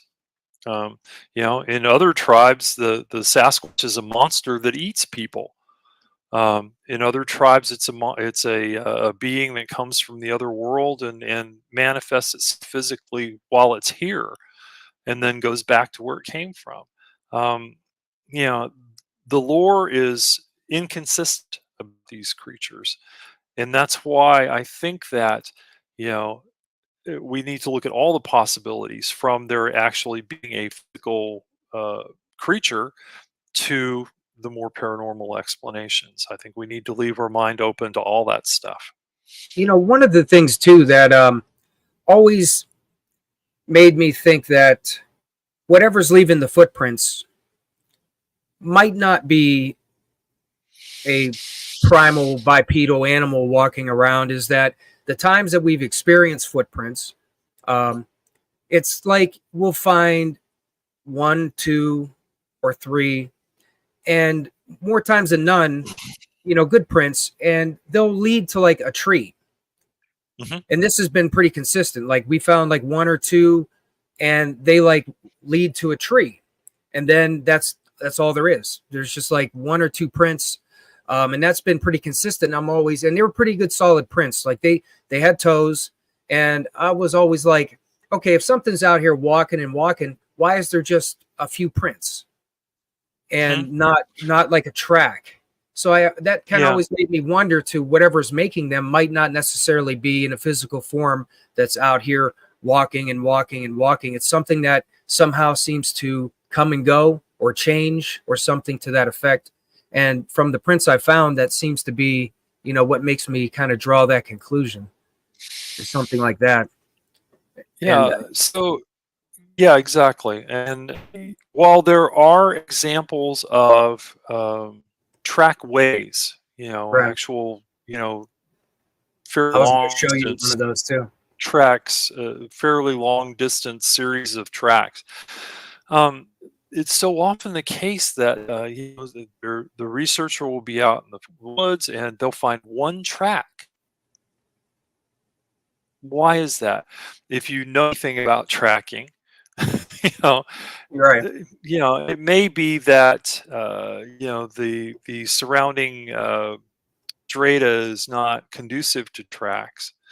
But normally, when you find tracks, you've found a track trap. There's some mud or something that actually helps to catch the imprints, or soft soil, or that type of thing. There should be more than one track, but so often we find, oh yes, we found a good left footprint. Where's the Right. other one? Right. Exactly. Where are all of the other ones? Now, I'd like to We show found you. good left footprint on a riverbank, on a muddy riverbank. There should be a whole series of tracks out there. Why is there only one? You know, I'd like to so- share this with you before Sure. before we go too long. Is this was probably so far, this is the only time that I've come across a set of tracks that's consistent. Like, I think we found 5 steps left, 5 steps right, and this was the most consecutive like tracks, and they were big. We measured it, and the tracks were consistent with the size, and they were about 19.5 inches. Wow. And you can Yeah, see the that's toes. that's a good size. And I'm going to show you the clip from the video when we found that, so you can check that out. Okay. All right. How's that look? Good? Yeah. All right. Here we go. Whoa, look at this one. What the hell? Look at this. All the way down. No way. Where in the is it going? Holy shit.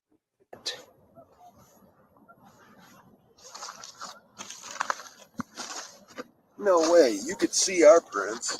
This one looks like it's coming back this way. This one here looks like it's coming back. This is my prints right here. That one's coming back this way. Now, if you can look at like our shoe and see the size of that, I mean, it's. Oh, it's yeah, pretty yeah. good. Yeah, This was a short clip. clearly, I'll say this clearly was a pretty short good clip of size. it too. We measured Yeah, it. I mean, yeah, it's really difficult when when you have these. To again, I'm not a video analyst or anything like Yeah. that. It certainly looks like something with large feet walk through. Um, but again, uh, you know, it doesn't look like it's a strata that you could cast from. It looked like it was wet. Right. Yeah, it's like wet, beachy area right by the lake, right by the edge of the lake. Yeah. So it wasn't a place that you could throw a cast on it. It's also, when you look at those tracks, the things that they're always looking for, the dermal ridges and all that kind of stuff, and it's kind of like you can't really tell there. What we can tell is that whatever made those tracks is pretty good size, because your feet Yeah. look tiny compared to it, right? Right. Yeah, and then later in so- that we measured it, and like the prints were about 19.5 from tip of the Yeah, toe. I didn't see any. Claw marks. So it wasn't a bear tracking. Side by side, or in its own footprint. This is one of the things that gets mistaken for Sasquatch tracks a lot. I mean, it looked like pretty clear toes on a couple of those tracks. So, I mean, something was traipsing along that river bank. Yeah, that was. I mean, I was surprised because, again, I don't have any real expectations whenever we do this. And the times we have come across some evidence of like a footprint or two, like I mentioned, sometimes we found some. And then there was that night. And when I seen that trail going down, I was like, whoa. I'm like, you heard me. I dropped a couple choice words that I edited out, but I was really shocked that Yeah. it was right there. I mean, particularly if you're walking along at night and you find something like that. Yeah. I mean, it tends to make you look around a little bit.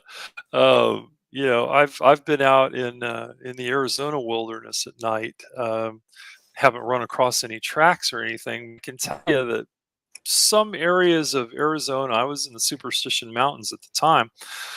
That's a paranormal event all in and of itself.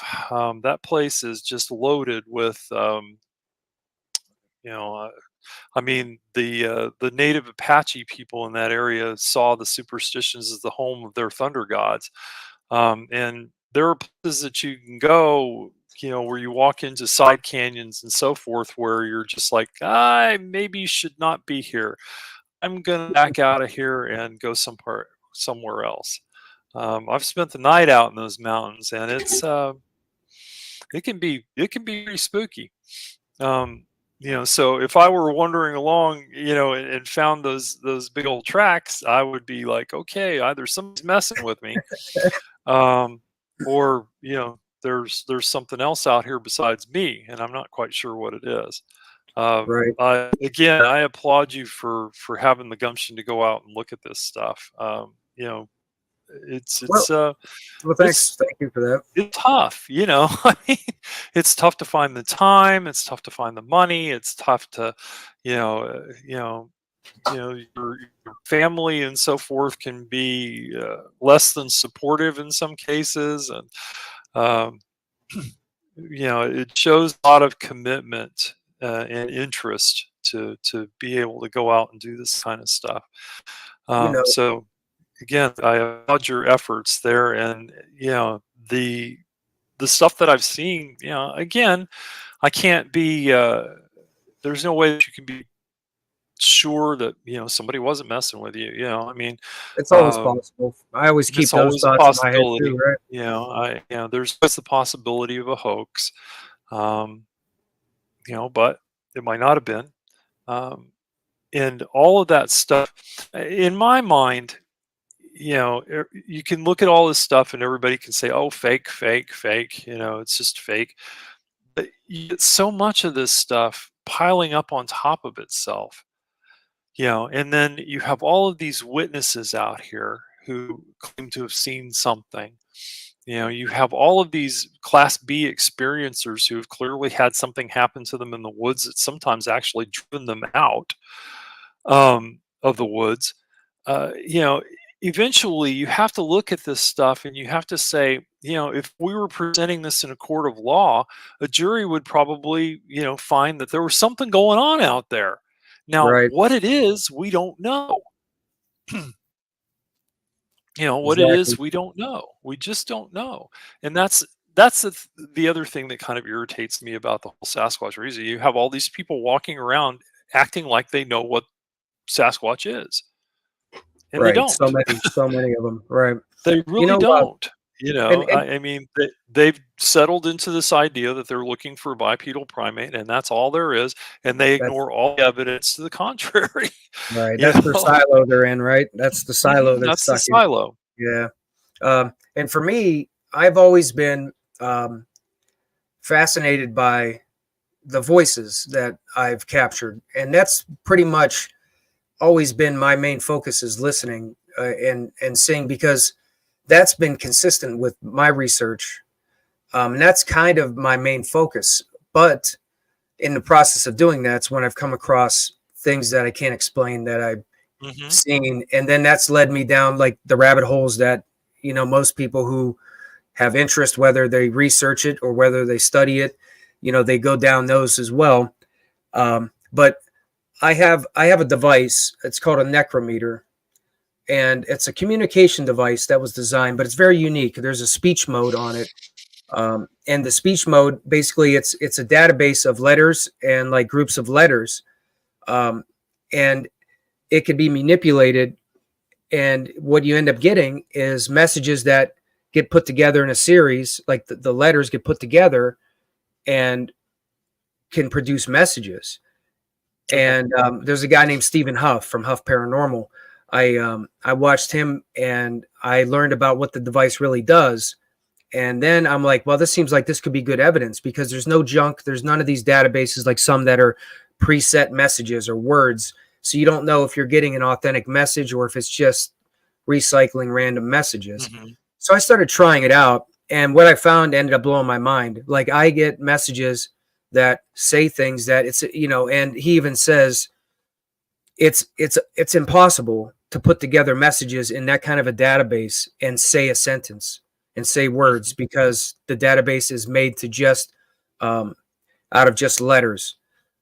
And that has really turned my research like into a direction that amplified what I was trying to do, because now I'm hearing messages that are blowing my mind. So that's what was my focus. And then I end up, you know, I go with the cameraman, and then we come across strange things, class B encounters, rocks being thrown, vocals, light anomalies, those kind of things happen. But I kind of don't, you know, I'm in that mindset where I'm not expecting that to happen. And it's amazing what kind of things, you know, we've run into in just presenting our presence. And in a way, maybe we are manifesting some of the things that might be because of emotions, or it might have something to do with the land. These are things that I don't have an answer for, but I keep my mind open because it's possible. Yeah, absolutely. Yeah, I mean, it's basically a situation where if you reach out, then chances are good that something's going to reach back. Right. You know, maybe not all the time, but some of the time. And as you say, some of these phenomena that you're encountering may be things that you're creating yourself. But that's a mystery in and of Right. itself, Exactly. that the human is capable of doing these kinds of things, right? Right. So it's all part of the big mysterious something that we're all interested in. Um, you know, I mean, the only thing that I would say about messages is, yeah, I mean, whether you're getting them from some technological device or, you know, Ouija board or whatever, um, you know, it's entirely, you know, it's entirely possible to receive messages from uh, other beings using these kinds of uh, technologies. Just have to remember something that a mentor of mine used to tell me, uh, you know, many moons ago. Uh, he said that, you know, just because somebody's dead doesn't make them smart. Um, Right. you know, so take the things that you get with a grain of salt. Um, uh, you know, and I would add that, you know, just because someone is dead, you know, doesn't necessarily make them a nice person. So again, you know, there's always the idea that you need to take things with a grain of salt. Um, there's a lot of mischievous beings out there that will pretend to be other things. You know, that so you know, there's a certain amount of discernment to be used when you're dealing with spirit messages. But I mean, again, you got all this raw data that you kind of got to take and you got to put it together. You got to look at it, and then you, as the human being, have to make some decisions about, you What I know, think. what do you believe? You Right. know, what do you believe? What seems like the real thing to you? What's your intuition about things? All that sort of stuff. Um, so that you know, I mean, you can present because obviously you're out there presenting this stuff to people. Um, you know, you can Right. try and put it forward to people in, you know, the best light you can.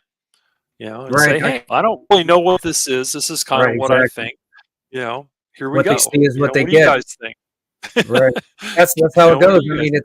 it's just what you see when I, you know, whenever I do my investigations and I put the videos up and the evidence, I try to point out things, amplify some of the sounds that are subtle, and I let Mhm. everybody, I mean, it's basically what I hear is what you're hearing, and what we see is what, you know, everybody else is seeing. And we let everybody else draw their own conclusions. And, you know, I started coming up with some of my own from doing the research, like you said, and my intuition.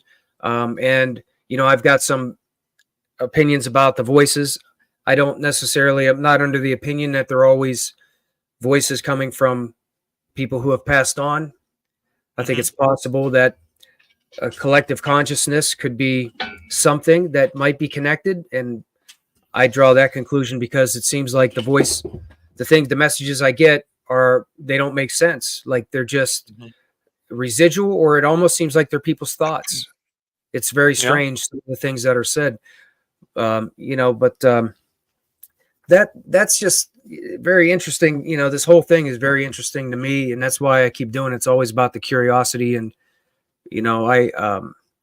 I do it my way, and I try not to be influenced by others and the way they do things, but I'm starting to branch out more because I see the importance of looking at research, like when I read your book, and I listened to what you said.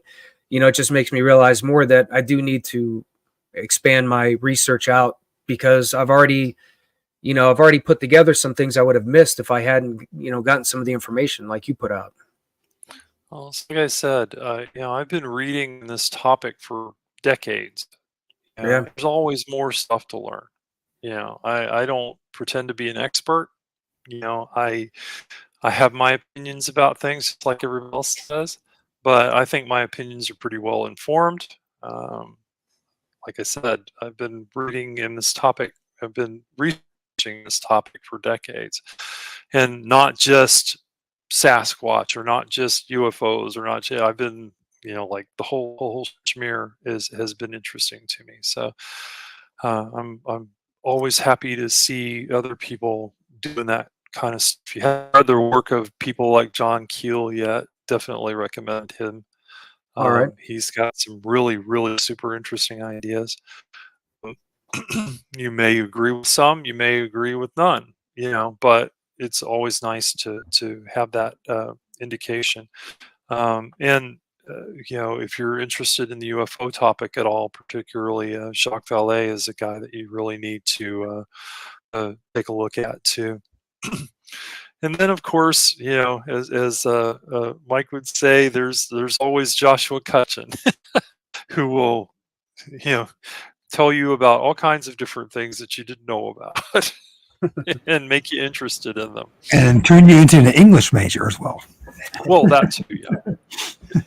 Yeah, and I also just wanted to shed some thoughts. Also, one thing I've noticed, with some of the poltergeist cases, and it seems like one thing that was interesting to me, because I hadn't done much research about poltergeist, and I'm starting to realize how important that is, and I'm trying to catch up on some.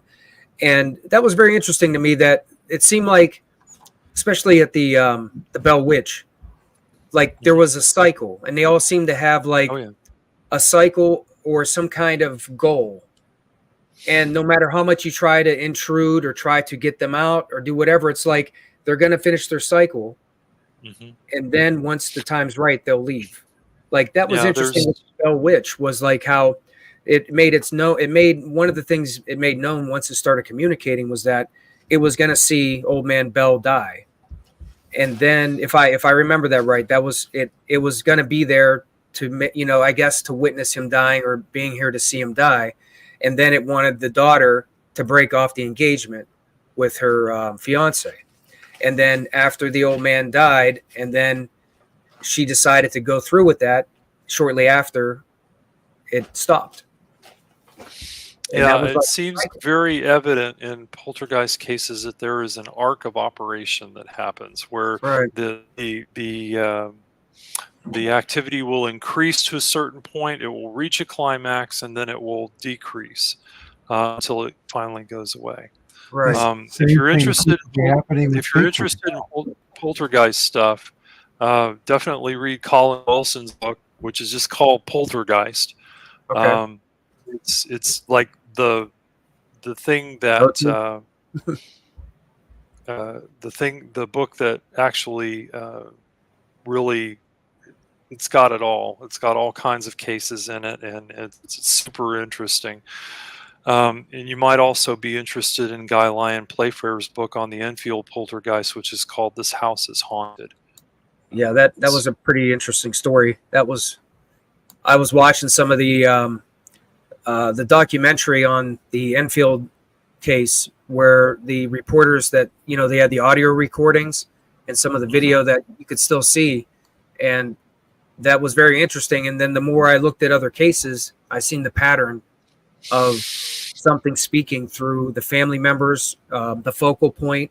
You talked about the the RSPK factor, and that's a lot of information that if you're might run into something like that, to have the knowledge of what you're dealing with is important. So, gentlemen, can I interrupt for a second? Sure. So it's 2 hours. I'm an old man. Yeah, me too. Watson is not a young buck either. So it's up to you, gentlemen. We can take another break and do another third hour, or we can start wrapping it up. What do you guys want to do? I really need to wrap it up, guys. That sounds good. I'm losing my voice. Well, you really did a good job tonight, Mr. Watson. I really appreciate your time. Thank you. Thank you very much. And Constance, Mike, I'm wondering what question it is I didn't answer. I'm having trouble trying to watch the chat and talk to you guys at the same time. So. I'm not quite sure she was asking either. Yeah. But no, I really appreciate the opportunity to be on with you tonight. Again, well, hopefully we'll do another one in the future. Yeah. Travis, I appreciate you. Your sense of humor, your attitude toward this whole situation, and your wisdom. So, thank you for joining us. Well, I think that I don't those. know how wise I am, but I've definitely had. I mean, as the I most said, important. I've had a lot of exposure. The most important message that I get from this is that to approach this much more holistically. Stop staying in your silo. Stop thinking that you got all the answers. You know what I mean? If you're solely in one camp, why not try to broaden your horizons? And you just might find some more interesting phenomena and mysteries to our life. You know what I mean? But if you don't mind, there was one last thing I wanted to touch on that I asked you, Travis. It's regarding like maybe RSPK like in a way, but things that happen outdoors in the forest. Okay. 'Cause I had some feelings about just the energy of the forest itself, with potential energy of the environment. Do you think, or have you ever given thought about some form of that with the actual wildlife somehow affecting, maybe manifesting somehow from stress or from factors? I know, we're not talking about the human aspect of that, but maybe the nature side, animal side of that. I think it's entirely possible that, I mean, obviously we exist, as I said earlier, in a vast ecosystem of both physical and non-physical beings. This is my working hypothesis of life, basically. Right. So,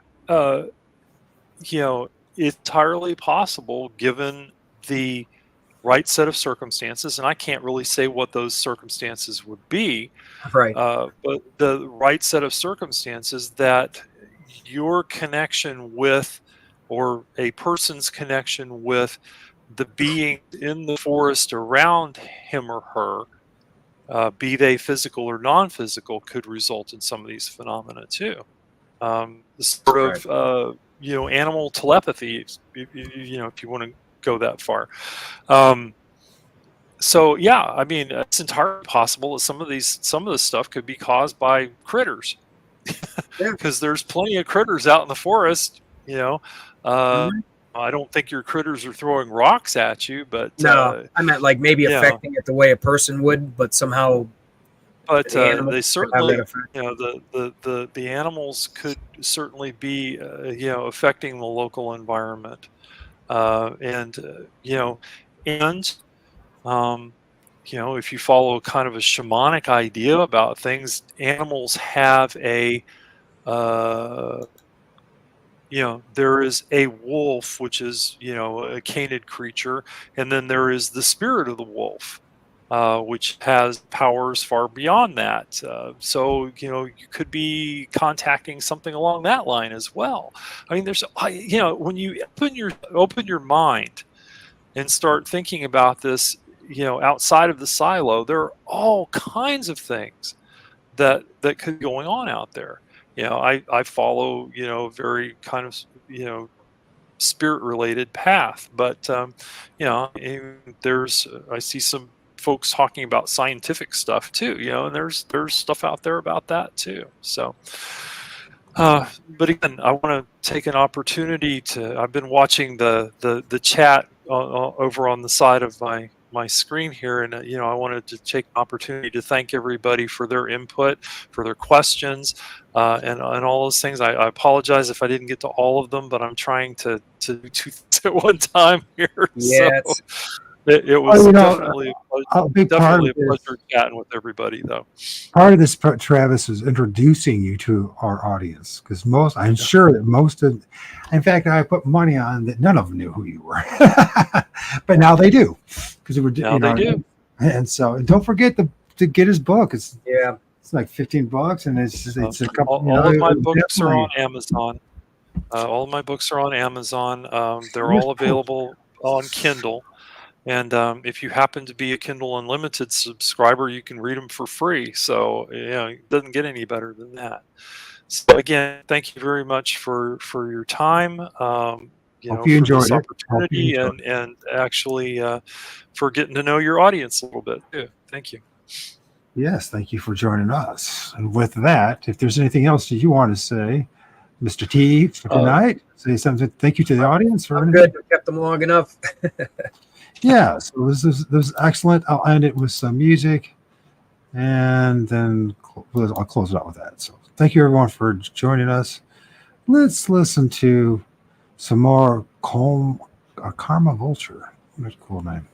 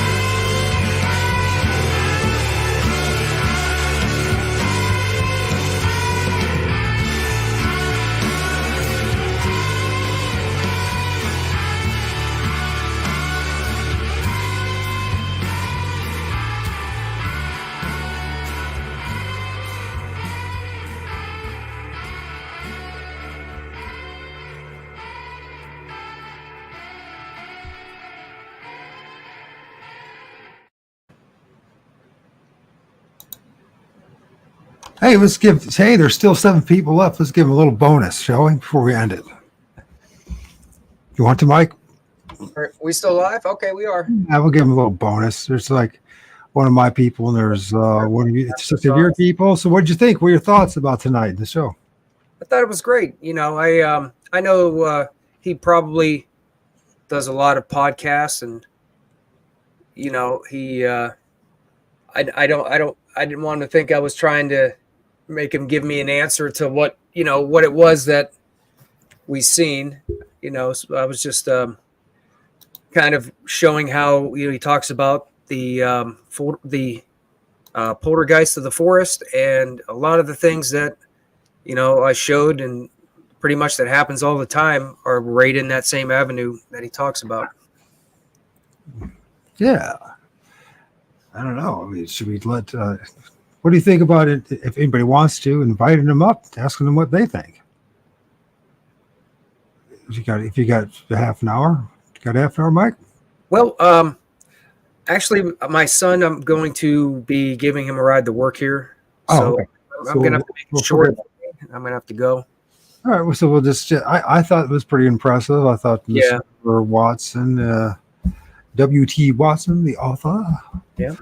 Forest Poltergeist has something to make us think. And when we're out in the woods, I've been trying to say this for a while, that there's a whole lot more in them woods. Got plenty of images. Thanks, Diesel. Yeah, and I'm not a big reader. Like I was telling you, I went on Amazon, and they have like a subscription to their audio books library, and that book, the Forest Poltergeist, his book is on audio, so I actually listen to it.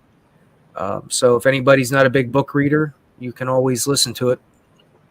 Yeah, I would have got the book, but I had so many debts, I had to get a new chair. Which, by the way, just to, I'm shilling because I'm Ellen. I'm going to do it. So if any of you out there who's interested in helping me out, at least, because this cost me a lot of money to do this, believe it or not.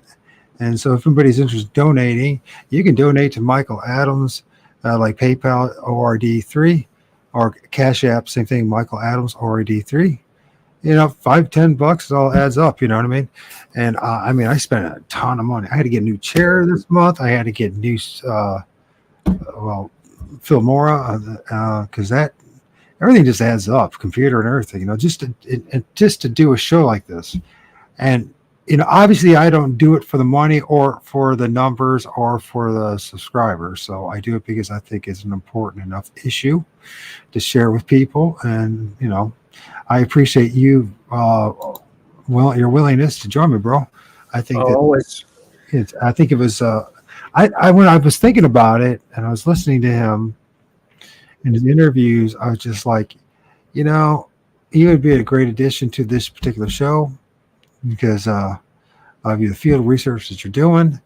And it's like some kind of confirmation from his book as well, and connections, you know what I mean? As time goes on, who knows? Maybe he'll end up being on your show sometime down the road, that kind of thing, or whatever. So who knows? But I thought it was real positive. So everyone was really cool about it. Even Raptor was he was calm. He's like the dude who shows up. Comments. I think I saw something. I saw something. I was really in the zone there trying to talk to him and show, so I missed a lot of what was going on in chat. Well, that's the whole idea. So that's what I wanted too, is like, which worked out great for us, right? First half I talked, second half you talked. When I was talking, you were managing the chats, and when we were talking, I was managing the chats. So that's the best way to go about it. Oh, wait a minute, really? Hey, thanks, bro. I really appreciate it, man. If anybody he needs to donate, there's everywhere go and subscribe to Diesel in New Jersey, his YouTube channel. He's constantly out in the field himself doing his thing, filming all sorts of tree structures, things are in those trees. It's some amazing images too and he's in the same understanding as we are as well, that there's more going in those woods than just simply Sasquatch. So that's something to think about in the future, is that, you know, that when we're out there, that we try to be more holistic and supportive to each other, try to make things happen, you know what I mean? Support each other. And you know, we don't have to be, I know there's a lot of people out there that think like they need to take sides or war against each other or all this kind of silly stuff. And the fact is, we're all in the same boat. We're all trying to figure out what the heck's going on, right? And none of us have complete answers. But I do think that he's right. I think that what guys like Diesel's doing, that Mike's doing, and MT Paranormal Life is doing, as far as, you know, being more broad in our scope of research. And I know one thing, in the next couple of days, I'm going to start doing my field research again. And I know I'm confident. I filmed what somebody call a Sasquatch. I filmed back in May 15 of last year. But you have to, if you're interested, go to my channel and check it out. And see, it's full moon tonight, is it? No kidding. I tried something a little different today. Earlier today, I was out with cameraman. We went back over to the swamp, and I just had an idea. And I think, again, when I was finishing up with his book, with Travis's book, and I had like a thought, and I'm like, you know what I'm gonna do? I'm gonna go back to the swamp, and I made my own little structures in the areas around where we had the rock throws, the two big rock throws. And I went to those sites, and because the rock's still there, we still have it where it last was, and it's still there. So I went there and I made like a little structure around the tree, and I made like a little platform with some of the sticks, and I put the rock on it by the tree. And then I went to the other tree, kind of did the same thing with the rock where the other rock throw was. And then I made little structures because I just was curious. I'm like, because nobody goes back there, you know, where we're at. So I'm like, let's see if there's any kind of interaction with these little structures I made. So that's something I thought I'd give it a shot. Some kind of doing that along with like thinking about it, focusing on it, putting some time every day on it, and really focusing on the structure. I wonder how that, like, you know what I mean? Do it like you're doing now, and then see if there's any kind of difference, and then try then also to compare it and do like maybe focus on it a lot, and then the next time you go and see if there's any kind of difference. Maybe I don't know if it's really how scientific you can make it happen, but at the same token, it might be a confirmation to you as far as the power of our minds and how we create some of this stuff, or how, you know, right. I don't influencing the elements, the interdimensional realm, you know, to make these things happen. One of the things that I didn't mention about it, but I did go back, you know, like I said, I went back to the swamp there and I made those little structures. And when I went up to where the site was of that first rock that got thrown, to back up a little bit, like after those events happened, I came up with an idea, and we did a video for that night, and we took those glow balls. They're like, they have inside the ball is like the same material like a glow stick, and you just like smack the ball down, and then the balls will get the, you know, you just shake up the ball, and it's like a glow stick in a ball. We took those there, and this was, you know, relatively soon after that second rock throw. And then we started really getting curious about what could be throwing these rocks that will keep throwing stuff. So we took the balls and we were playing catch, and we were throwing them around the area and leaving them. And we were just curious to see if, like, you know, if they would throw one of them. And when I went back there today, I went back to that tree where the first rock was hit, where I was going to make my little structure. And I found one of those balls laying by that tree.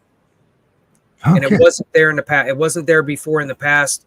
It wasn't even there the last time or two we were there after that happened. And I found one of them there today, and it was laying by the tree. I took some photos because when I went there, I didn't do any recording. This was just kind of like one of those times where I'll go and I'll just interact without having the presence of a camera or something to, you know, add to the mix. I just was there by myself.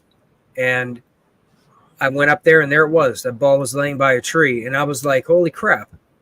And I kind of laughed about it. And then when I made the little structure by that tree, I took that ball and did the same thing like I did with the rock at the other one. I put the ball on the little part of one of the branches that I made.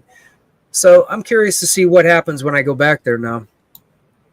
Yeah, absolutely. And Diesel was saying something very similar with the blue bottle. One of the things I want to share with you guys. So I did the couple shows with JT from Sasquatch Confessions, and we were interviewing Brian Bland. He's talking about ground glyphs.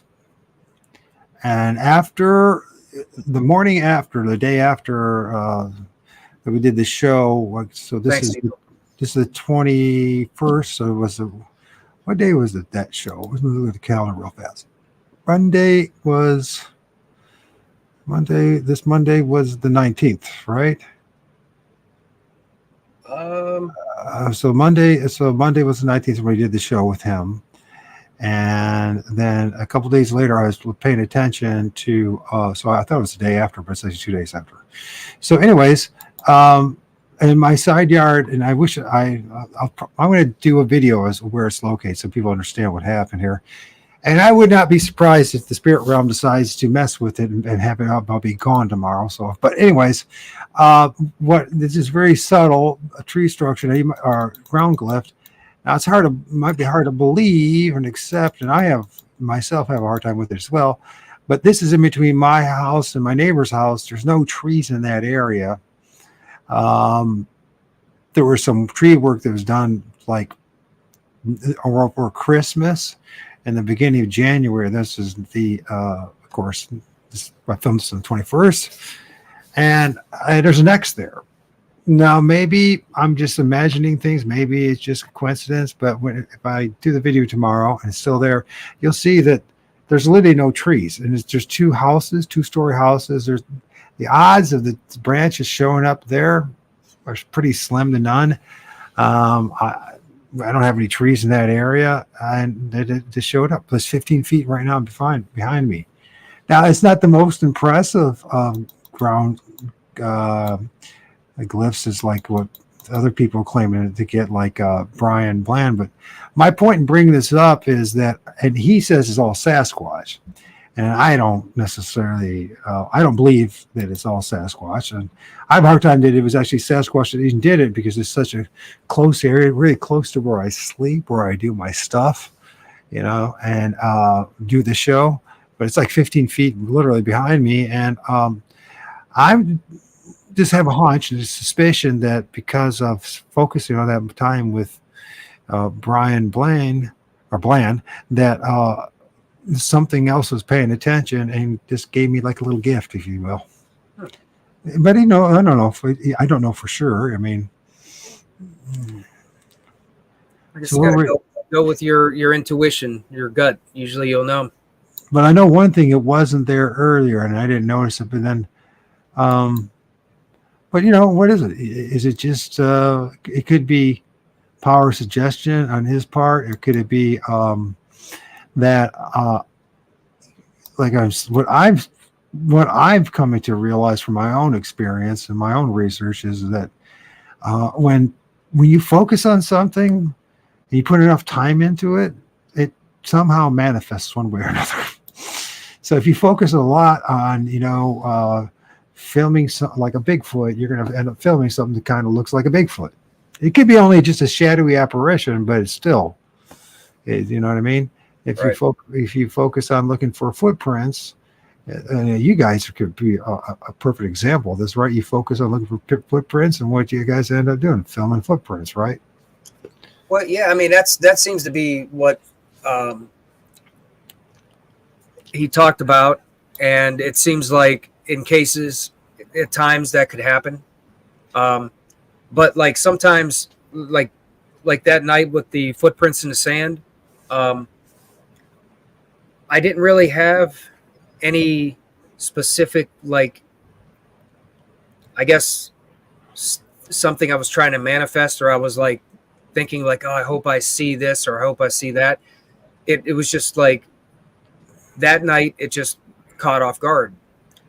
Whether or not there's more to it, and maybe it's still, you know, because of, I mean, you could always say that I'm always aware and thinking of things that have happened. Will they happen again? I mean, maybe it was manifesting and I just wasn't really focused, but it was there, you know, the thought was there. So, you know, that's something that I think about. And, you know, I try not to get too focused or trying to think like, oh, I really want this. I really want a rock to be thrown, you know, like we got to have a rock thrown tonight. Come on, throw a rock. Like I never get those kind of thoughts wherever I go. I kind of, you know, I got my device. It's more of like, I just listen and then I do some communicating, ask some questions and talk, but I usually don't ask for things, you know. Right. Sometimes I will, but it'll be simple stuff. Like I'll knock and I'll make some noise and I'll ask if it can do it. Can you make that happen? Can you knock the same way I did? Can you make the noise I made? You know, maybe there's something to manifesting that. It doesn't always seem to happen, but there could be something to, that's why things happen for sure. Sure. And for me, I don't do any of that. I mean, once in a while when I go to the grocery store or whatever, I might ask the spirits to intervene, make sure I have a close parking lot, but that's about it. As far as I wasn't asking for that. And when I go out, like, and do my research, like I told you, the only thing I just talk about is, and it's not a religious thing, and a lot of people will take it that way. You know, I talking about the Lord of all spirits for some reason that helps manifest stuff. Now, I'm not saying to, you know, do whatever you want to do, and it's not a religious thing. I know a lot of people misconstrue when I say that, but it's just, I think the fact that you just bring up all the spirits, for me, I end up filming all sorts of things. Like behind me, there's a Bigfoot. My neighbor's, well, I think is a Bigfoot, a shadowy entity that looks like a Bigfoot, and which is interesting because, okay, so it's in my neighbor's yard. It's on the other side of the rail track, so it's 2 houses to the east of me, right? It's in their driveway looking at me as I'm getting into my car. This is the middle of the day, and this shadowy entity, you know what I mean? I don't know if to just blow it up. And it's not because there's anything special about me. It's just the fact that I bother to film in my neighborhood, and when I leave the car, I film. I start filming when I leave the car or get to the car, and before we even go to a site, you know what I mean? And then when I come back, I also film when I show up again and take stills. And I just think they're paying attention to us regardless of where you're at. It's a big entity, and when you pay attention to that, you know, it's pretty big. It's got his big paws wrapped around there and all that kind of stuff. So it's not perfect. Is it what you call an apparition? Sure, but I mean, why is it showing up in the middle of the day? You know what I mean? It's a pretty clear image, though. My point in all that is to encourage people. You know, even if you can't do what Mike's doing and go out in these research areas and, you know, areas that most people can't get to, that doesn't mean you just can't still start filming things and doing your own research, because I believe they're everywhere, some form or another, whether it's Sasquatch or all these other interdimensional beings. And the reason why I believe that is because I'm filming it. That's, you know what I mean? So well, when I say they're everywhere, we know what these energy beings or what these entities are, what these spirits are. That's another thing, but they're there. And I think if everybody else just did it yourselves, I think we could all develop our own data point and so our own, you know, information. I think it'd build a more holistic picture to what we're dealing with. Anyways, I know you got to take care of your son, so let's close it up here. Thank you, Diesel, for your comments. Thank you for your donation, and thank you for everyone else for showing up. And we've done this for almost 3 hours. Done. All right. We'll try to do it again, bro. All right. Yeah, we will. I'm gonna end the stream now, folks. All right, guys. Good night.